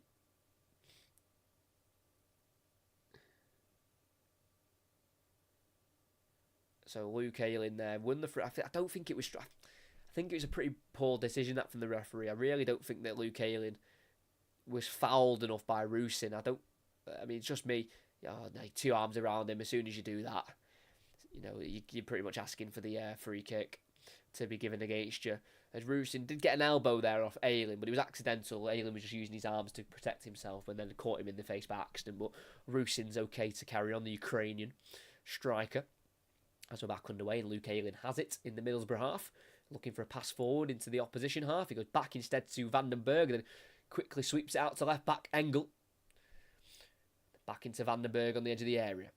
Now into Glover, the goalkeeper, who's been a spectator in this second half, as he'll send it forward. It's a long ball, it's a high one, into the Sunderland half, looking for Force. Goes over his head and O'Nine's, and it'll be swept up here by Hayelder. Not a great clearance down the line, straight to Ayling. That is rubbish from Leo Hielder, and Middlesbrough can try and build another attack to try and double their lead. Forces ball inside, can't find Hackney, deflects off Hielder, throwing for Middlesbrough in a forward position.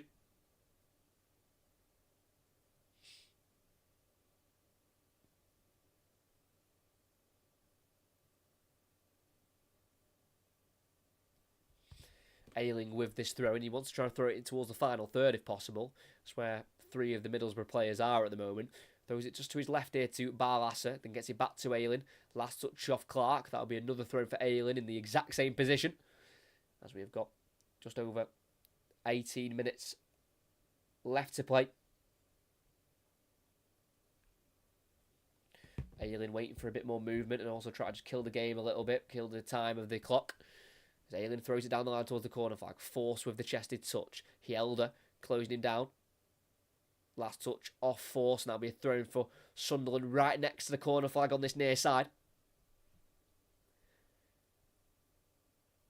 And the Sunderland man, as the Middlesbrough man, kicked it off Hjelde, then off Hjelde it came back off Marcus Force. Hence why the throw-in has been given to the away side.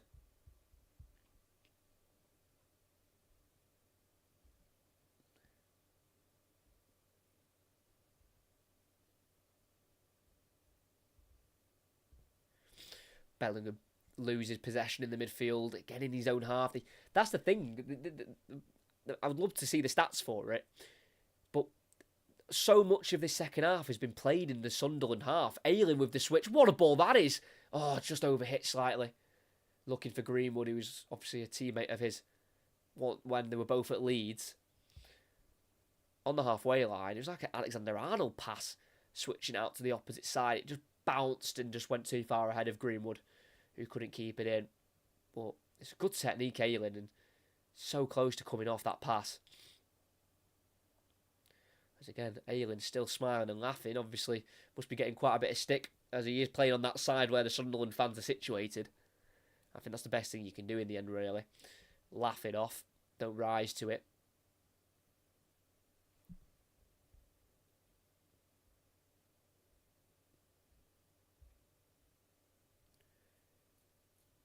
Throwing for Middlesbrough in the end, so it must have took a deflection off a...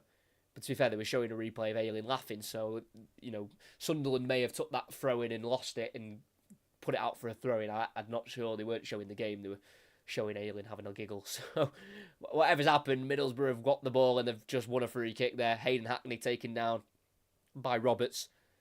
Not maliciously, but just tried to nick the ball there. Patrick Roberts off the bench, but caught the man instead of nicking the ball. So it'll be a free kick for Middlesbrough on the left-hand side. You get too far out wide for a shot, but brilliant angle for a cross.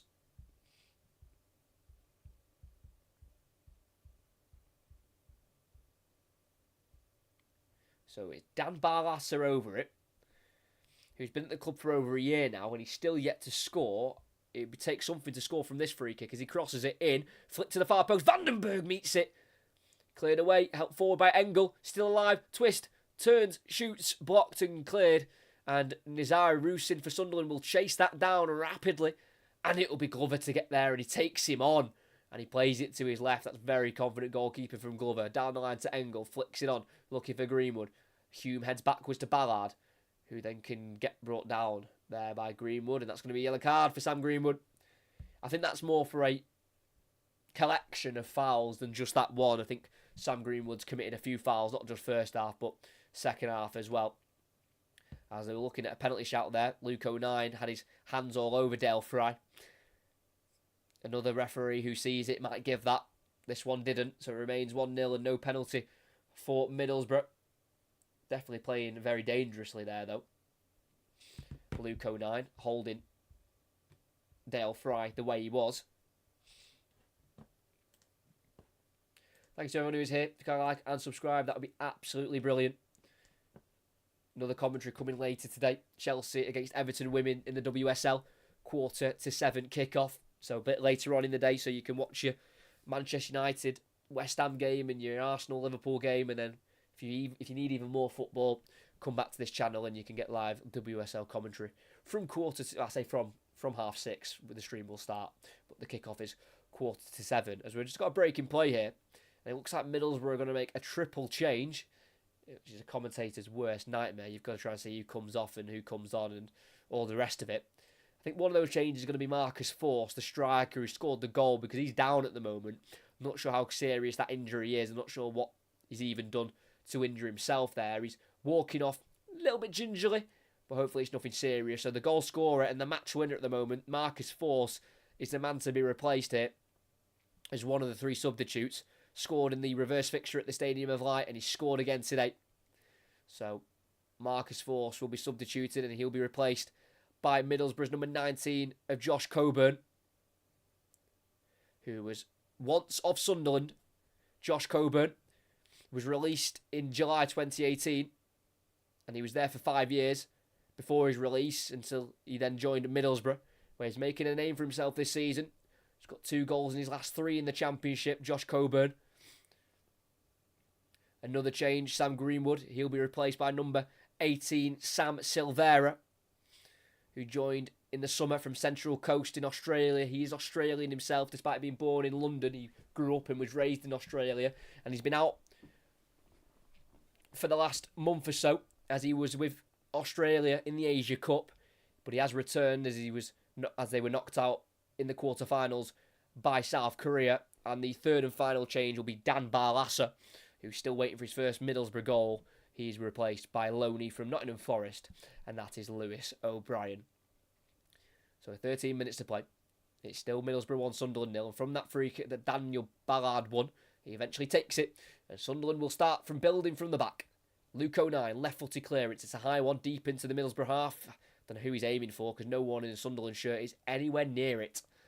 And it'll go out for a throw-in,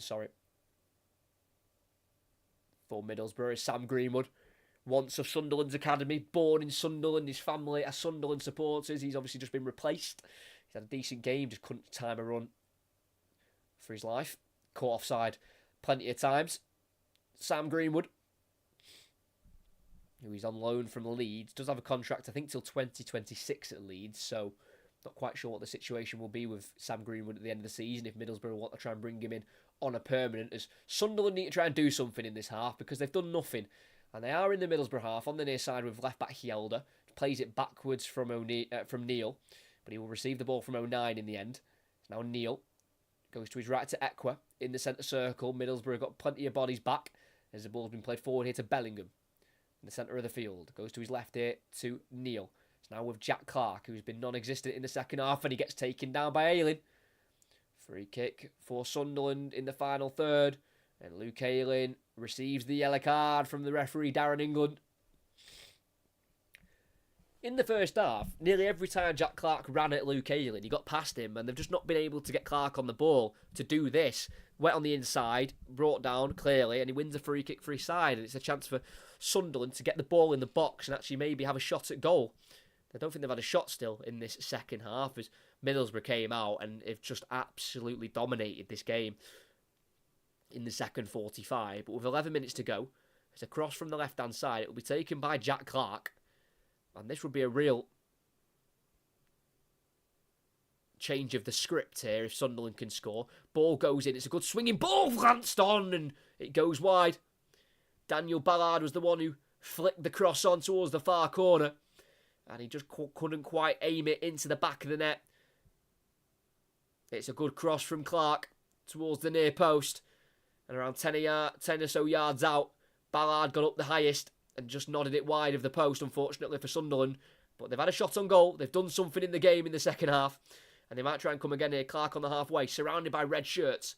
And he's been forced all the way back into his own half. And he goes across to the right back of Trey Hume. Patrick Roberts. Just inside the Middlesbrough half here. The right winger. Switches it out to the left, looking for Hjelde. Nods it into Clark, who's just behind him. He's got the overlap of Neil. Finds him. Inside to Ekwa. Touch is a bit heavy. Loses out to Silvera, but the heavy touch from Silvera is picked up by Rusin.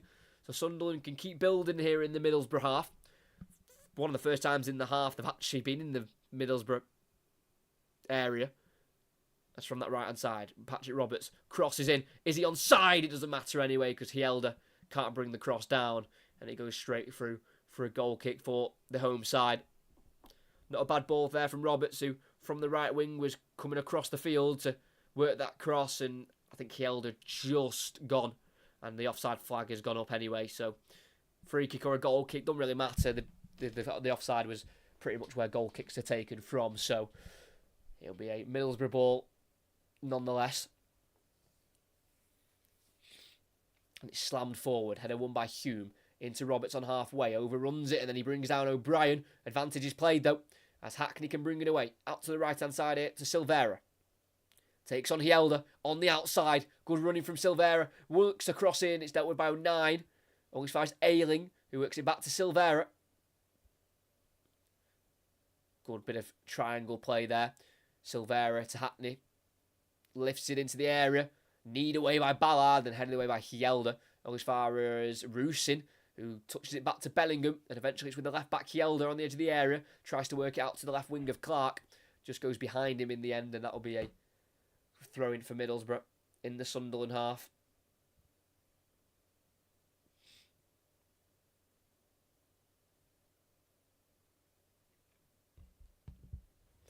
Ayling has the throw-in. Midway side, the Sunderland half throws it across here towards O'Brien. Nods it forward to Azaz. And then back to the halfway line here to Engel. Sunderland needs to try and push out if possible. Engel sends the ball down the line to O'Brien. Who gets there ahead of Roberts. O'Brien chops back. Keeps the ball away from Roberts. Good midfield play there from O'Brien. Really good.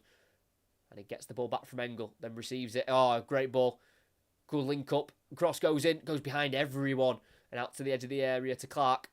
Goes inside here to Neil, then tries to return it to Clark into the space, and he does do it beautifully. Counter-attack on here for Sunderland. Jack Clark on the left-hand side. He's got runs being made ahead of him, and out wide right is Roberts, who's all alone. It's Rusin instead. Rusin will strike it towards the near post! And a huge error from Glover, and Sunderland have nicked an equaliser on the break. And it's the substitute, Nazari Rusin, the Ukrainian, to give Sunderland what some would say is quite an undeserved equaliser, based on their second half performance, but they've kept themselves in the game. And Tom Glover, who's usually Middlesbrough's number 2 goalkeeper, he's in as their number 1, as their first team goalkeeper is away at the African Cup of Nations, makes a huge error. The cross goes behind everyone. It's picked up by Clark, who completes a beautiful 1-2 with Neil. Finds Clark in loads of space down the left-hand side. He marauds into the Middlesbrough half, gets his head up, sees Rusin's free on the right-hand side, finds him. Rusin takes the shot on early, right on the 18-yard line, just to the right-hand side. He strikes it towards goal. It was quite a rushed finish, but it's worked beautifully for Sunderland. The number 15, right-footed with his laces. It just bounced under the goalkeeper at the near post. It'll go down as a goalkeeping error. That shot should not be going beyond Tom Glover in the Middlesbrough goal. But Nazari Rusin could not care less. He gets his second Sunderland goal. It's his first since New Year's Day. And here at the Riverside, it's Middlesbrough 1, Sunderland 1.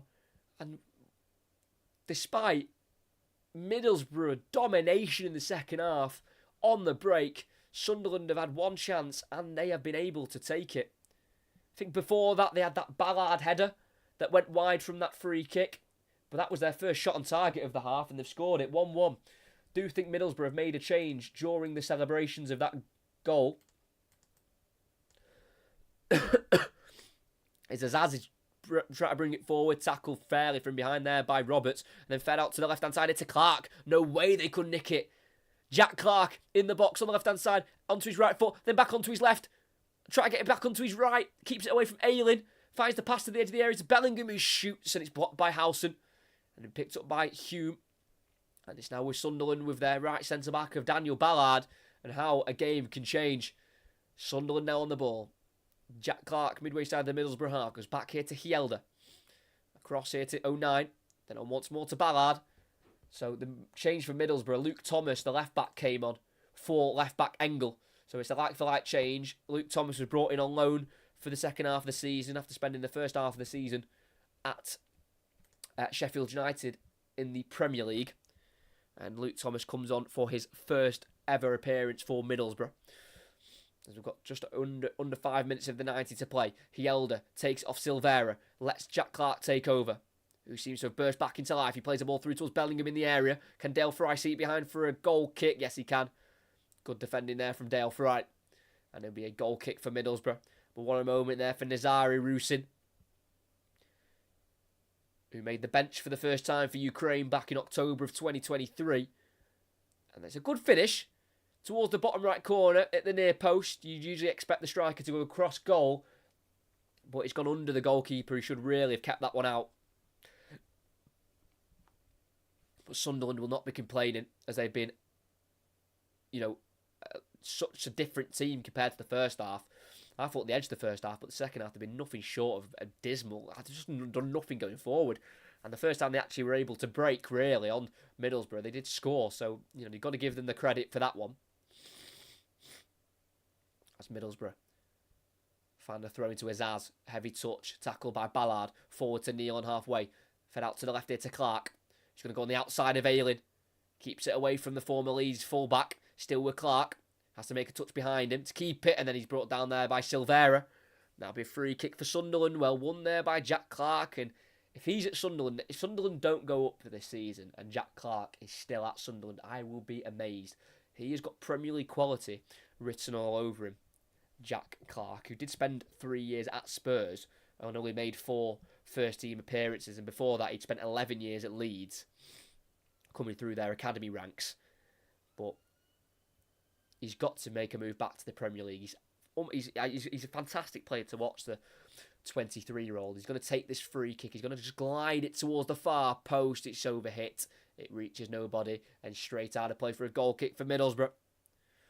And the last draw between these two teams was 4 games ago. It was a 3-3 draw back in February 2018 at the Stadium of Light. It'll be the 39th draw in the history of the fixture. It's Silvera. Tackle by Neil in his own half. Sunderland have really turned it on the last 5 minutes since the goal. It's now on the halfway line with 09. It's now with Ekwa in the midfield. Forward and down the left to Hielder. First time touch finds Jack Clark. Enters the area on the outside. Pokes it across. And it's cleared by Vandenberg in the 6-yard box. No one committed for it. Rusin was in there. Bellingham and Jack Clark's asking the question. Why was no one committing to that one?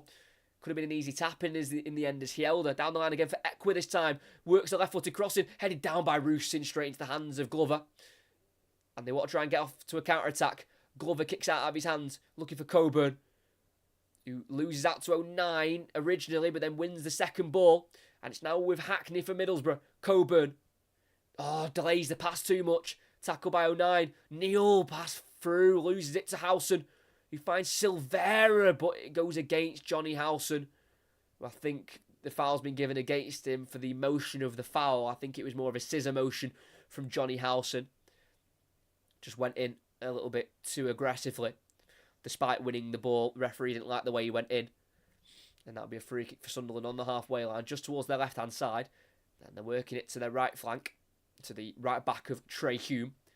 Forward, finding Bellingham. Can't quite take it away from Vandenberg. It's now O'Brien driving forward, but tackled fairly by Bellingham. 1-2 with Rusin. Bellingham needs to release it out to the left to Clark, and he finds him. Clark on the inside. Plays it through for Bellingham in the box. Goes back to goal. Turns forward. Stands up one-on-one with O'Brien. It's now Hielder. He had a solid debut at left back. Ekwa's deflected pass finds Clark. Enters the area. Tackled by Ayling. Howson doesn't deal with it. Clark goes across and it's had to be kicked behind for a corner by Luke Thomas, who nearly passed it into his own net. Bit of pinball in the box there, which eventually led the ball to fall to Clark. Took it in the area. Tackled by Ayling. Then Howson couldn't quite clear it in time. Rusin prodded it forward. And as Rusin did get it forward, I think Clark may have been offside, but linesman didn't give it. And Clark put it right across goal to the far post towards Roberts.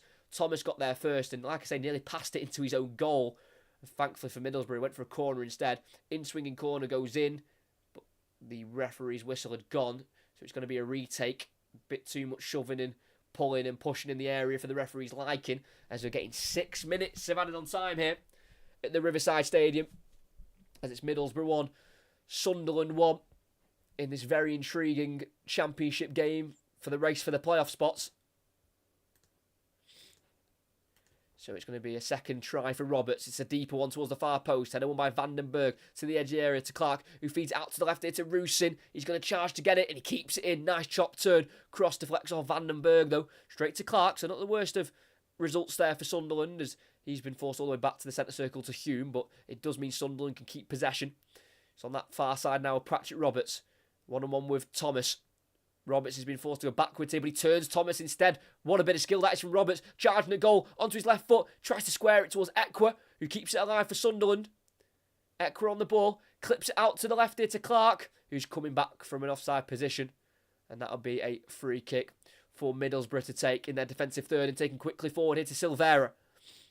Charges beyond Ekwa, goes past him and then brought down by Ekwa. And that'll be a yellow card from the number 39. That is what you call a tactical foul from Pierre Ekwa. Silvera had got past him with his speed and acceleration, and as he'd gone past him, Ekwa just a little pull on his arm to bring him down, to slow down the attack and keep Sunderland in this game at 1-1 and not concede any dangerous counter-attacks.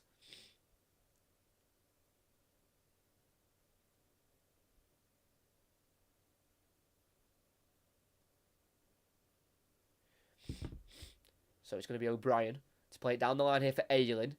In the final third here, goes to his left here to O'Brien, all alone. 25 yards out, he's going to go for the shot. And it would have took something spectacular for that to go in. Right over the crossbar from O'Brien.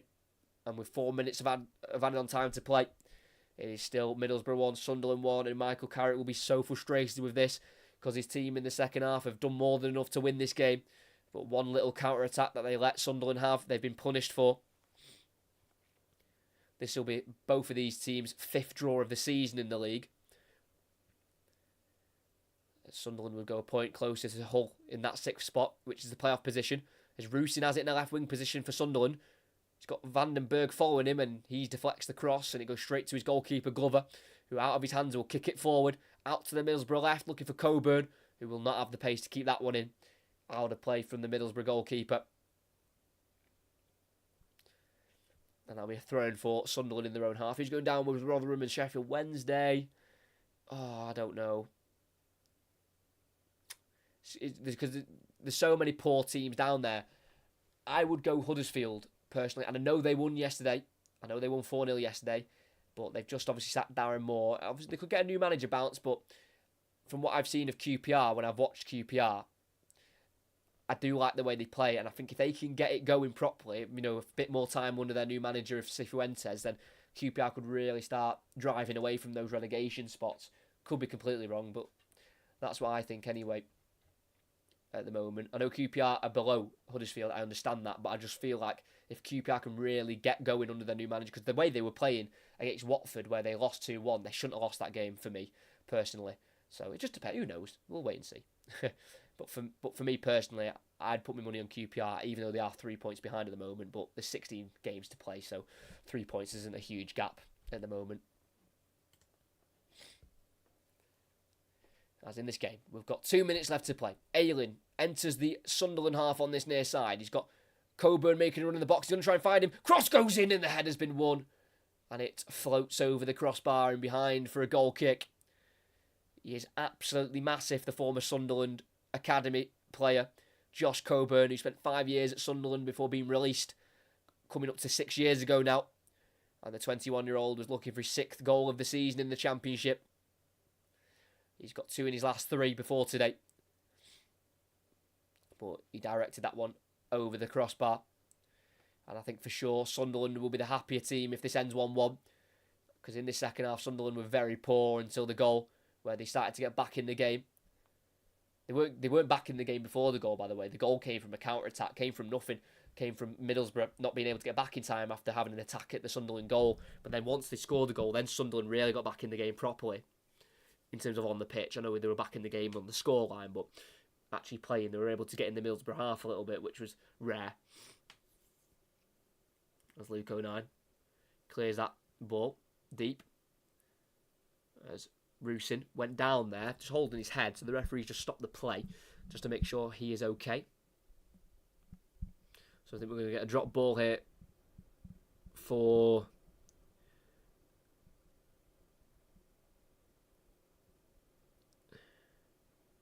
Not sure, I think for Middlesbrough. He's just dropped the ball, the referee, and he's gone over to Leo Hielder, who's, I think was a part of that little bit of a clash of heads with his own teammate there, Nazari Rusyn, who's got that very important equaliser for Sunderland at the moment. Brought off the bench for Mason Burstow with 23 minutes to play, so the substitute worked for Michael Beale. So back underway. 10 seconds of the 6 minutes to play, but we'll play an extra minute probably with that slight delay as O'Brien goes down the line here. It'll be dealt with by Ballard outside his area. Can't clear it. Goes over a challenge. He's looking for it. No way, that's a free kick. Oh, he's giving it as well. It's not a free kick. You can clearly 100% see Daniel Ballard looking for that one. And the referee's bought it off him. And he's given the free kick in a right-back position for Sunderland. You can see Daniel Ballard wanting to go down as soon as he got the ball. He's just waiting for a bit of contact. For me, I don't think there was enough contact for him to go down. Yeah, no way. Not for me. You can just see he's looking for it. You know, there is a bit of contact from Coburn, but you can just see Ballard trying to initiate the contact, and I just think that's unfair. It's like, what can Coburn do in that situation? Again, we're having a delay here, because as Daniel Ballard went down, he's hurt his left shoulder. And if he's trying to kill time, then obviously that means he's okay, but if he's not killing time and he's genuinely hurt, then this isn't a good sign for Sunderland and Daniel Ballard, who's been pretty important this season for Sunderland. He's played in 29 of the 30 games that they've played in the Championship, starting 29 games so far this season. He does seem in a bit of discomfort. Again, let's hope this is nothing serious for Ballard, who's just shifted himself off the pitch, so we are going to get back underway. Sunderland are down to 10 at the moment, but we don't have long left. We've played a minute and a half more than the 6 added on, but we've had a few stoppages within the added on time, so it's all down to the referee now. Yeah, obviously this must be quite serious for Daniel Ballard, because he won't be coming back on. He stayed on the ground here with 2 medical staff. Sunderland are going to make the change for the last, I'm presuming, 30 seconds or so. It's going to be Jensen Seelt, the Dutch centre-half who was brought in from PSV in the summer. He did score an own goal in their last game against Stoke. He had started 3 of the last 5 as the ball gets sent down the line, and literally that has got to be the shortest ever Championship appearance. I think Jensen Seelt was on the pitch for 5 seconds, and the whistle has been blown here at the Riverside Stadium. It ends Middlesbrough 1, Sunderland 1, in what was quite an evenly contested first half where we didn't have any goals scored. The second half was very much the opposite. It was Middlesbrough who were the team in charge of the game. So much of the ball in the Sunderland half. They were finding it very difficult to have any spells of the ball inside the Middlesbrough half. But on the counter-attack, they were able to equalise. But before that, Middlesbrough took the lead with half an hour to play. From a free kick, they worked it short to Sam Greenwood on the edge of the area, who had a shot blocked. And that block meant the ball fell straight towards Force, who with his left foot brought it down beautifully. And then with his right foot, he struck towards goal and found it beyond the goalkeeper of Anthony Patterson. The powerful shot couldn't be stopped by the goalkeeper. And as he aimed it to the left-hand side of the goal, he's able to bulge the back of the net. And Marcus Force gave Middlesbrough a very deserved lead. And it looked like they were going to see the game through for the 3 points. But Nazari Rusin off the bench for Sunderland had different ideas. Sunderland on the counter-attack. After a misplaced cross from Middlesbrough, they broke away on the left-hand side. Neal and Clark with a 1-2. And as Clark was charging down the left-hand side, he got onto his right foot, switched it to the right wing where Rusin on the edge of the area was able to control it and get a shot away towards the near post. It bounced underneath the goalkeeper. It will go down as a goalkeeping error from Tom Glover, who couldn't keep it out. And Sunderland nicked that goal on the counter-attack and have nicked the point here. They were able to see the point through. And in what was a very positive first half for Sunderland, that's ended up being a very negative second half, but they've somehow been able to scrape away with a point. And it'll be frustration for Middlesbrough.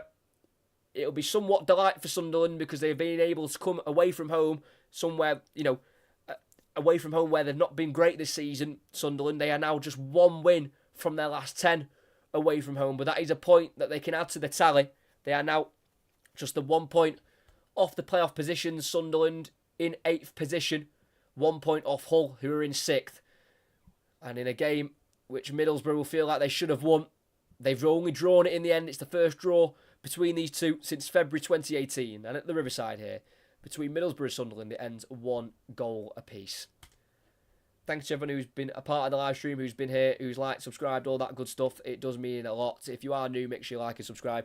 Next commentary is coming later on today. 6:45 kickoff. Chelsea against Everton women in the WSL. Make sure you're here for that. But to start the next week, we've got 3 days of commentary. Monday, we've got Brentford taking on Manchester City in the Premier League. On the Tuesday, we've got Aberdeen travelling to Ibrox to take on Rangers in the Scottish Premiership. And on the Wednesday, we have got a FA Cup 4th round replay as Aston Villa welcome Chelsea to Villa Park. So make sure you like, subscribe, notifications on so you know exactly when those games and those commentaries are happening. They'll be scheduled on the channel later on today. But if you did enjoy, make sure you like and subscribe. At the Riverside, it was an evenly contested first half. Second half came around. Middlesbrough dominated. They got in the lead with half an hour to play. Fantastic piece of skill and a fantastic finish from Marcus Forss. Gave them the lead.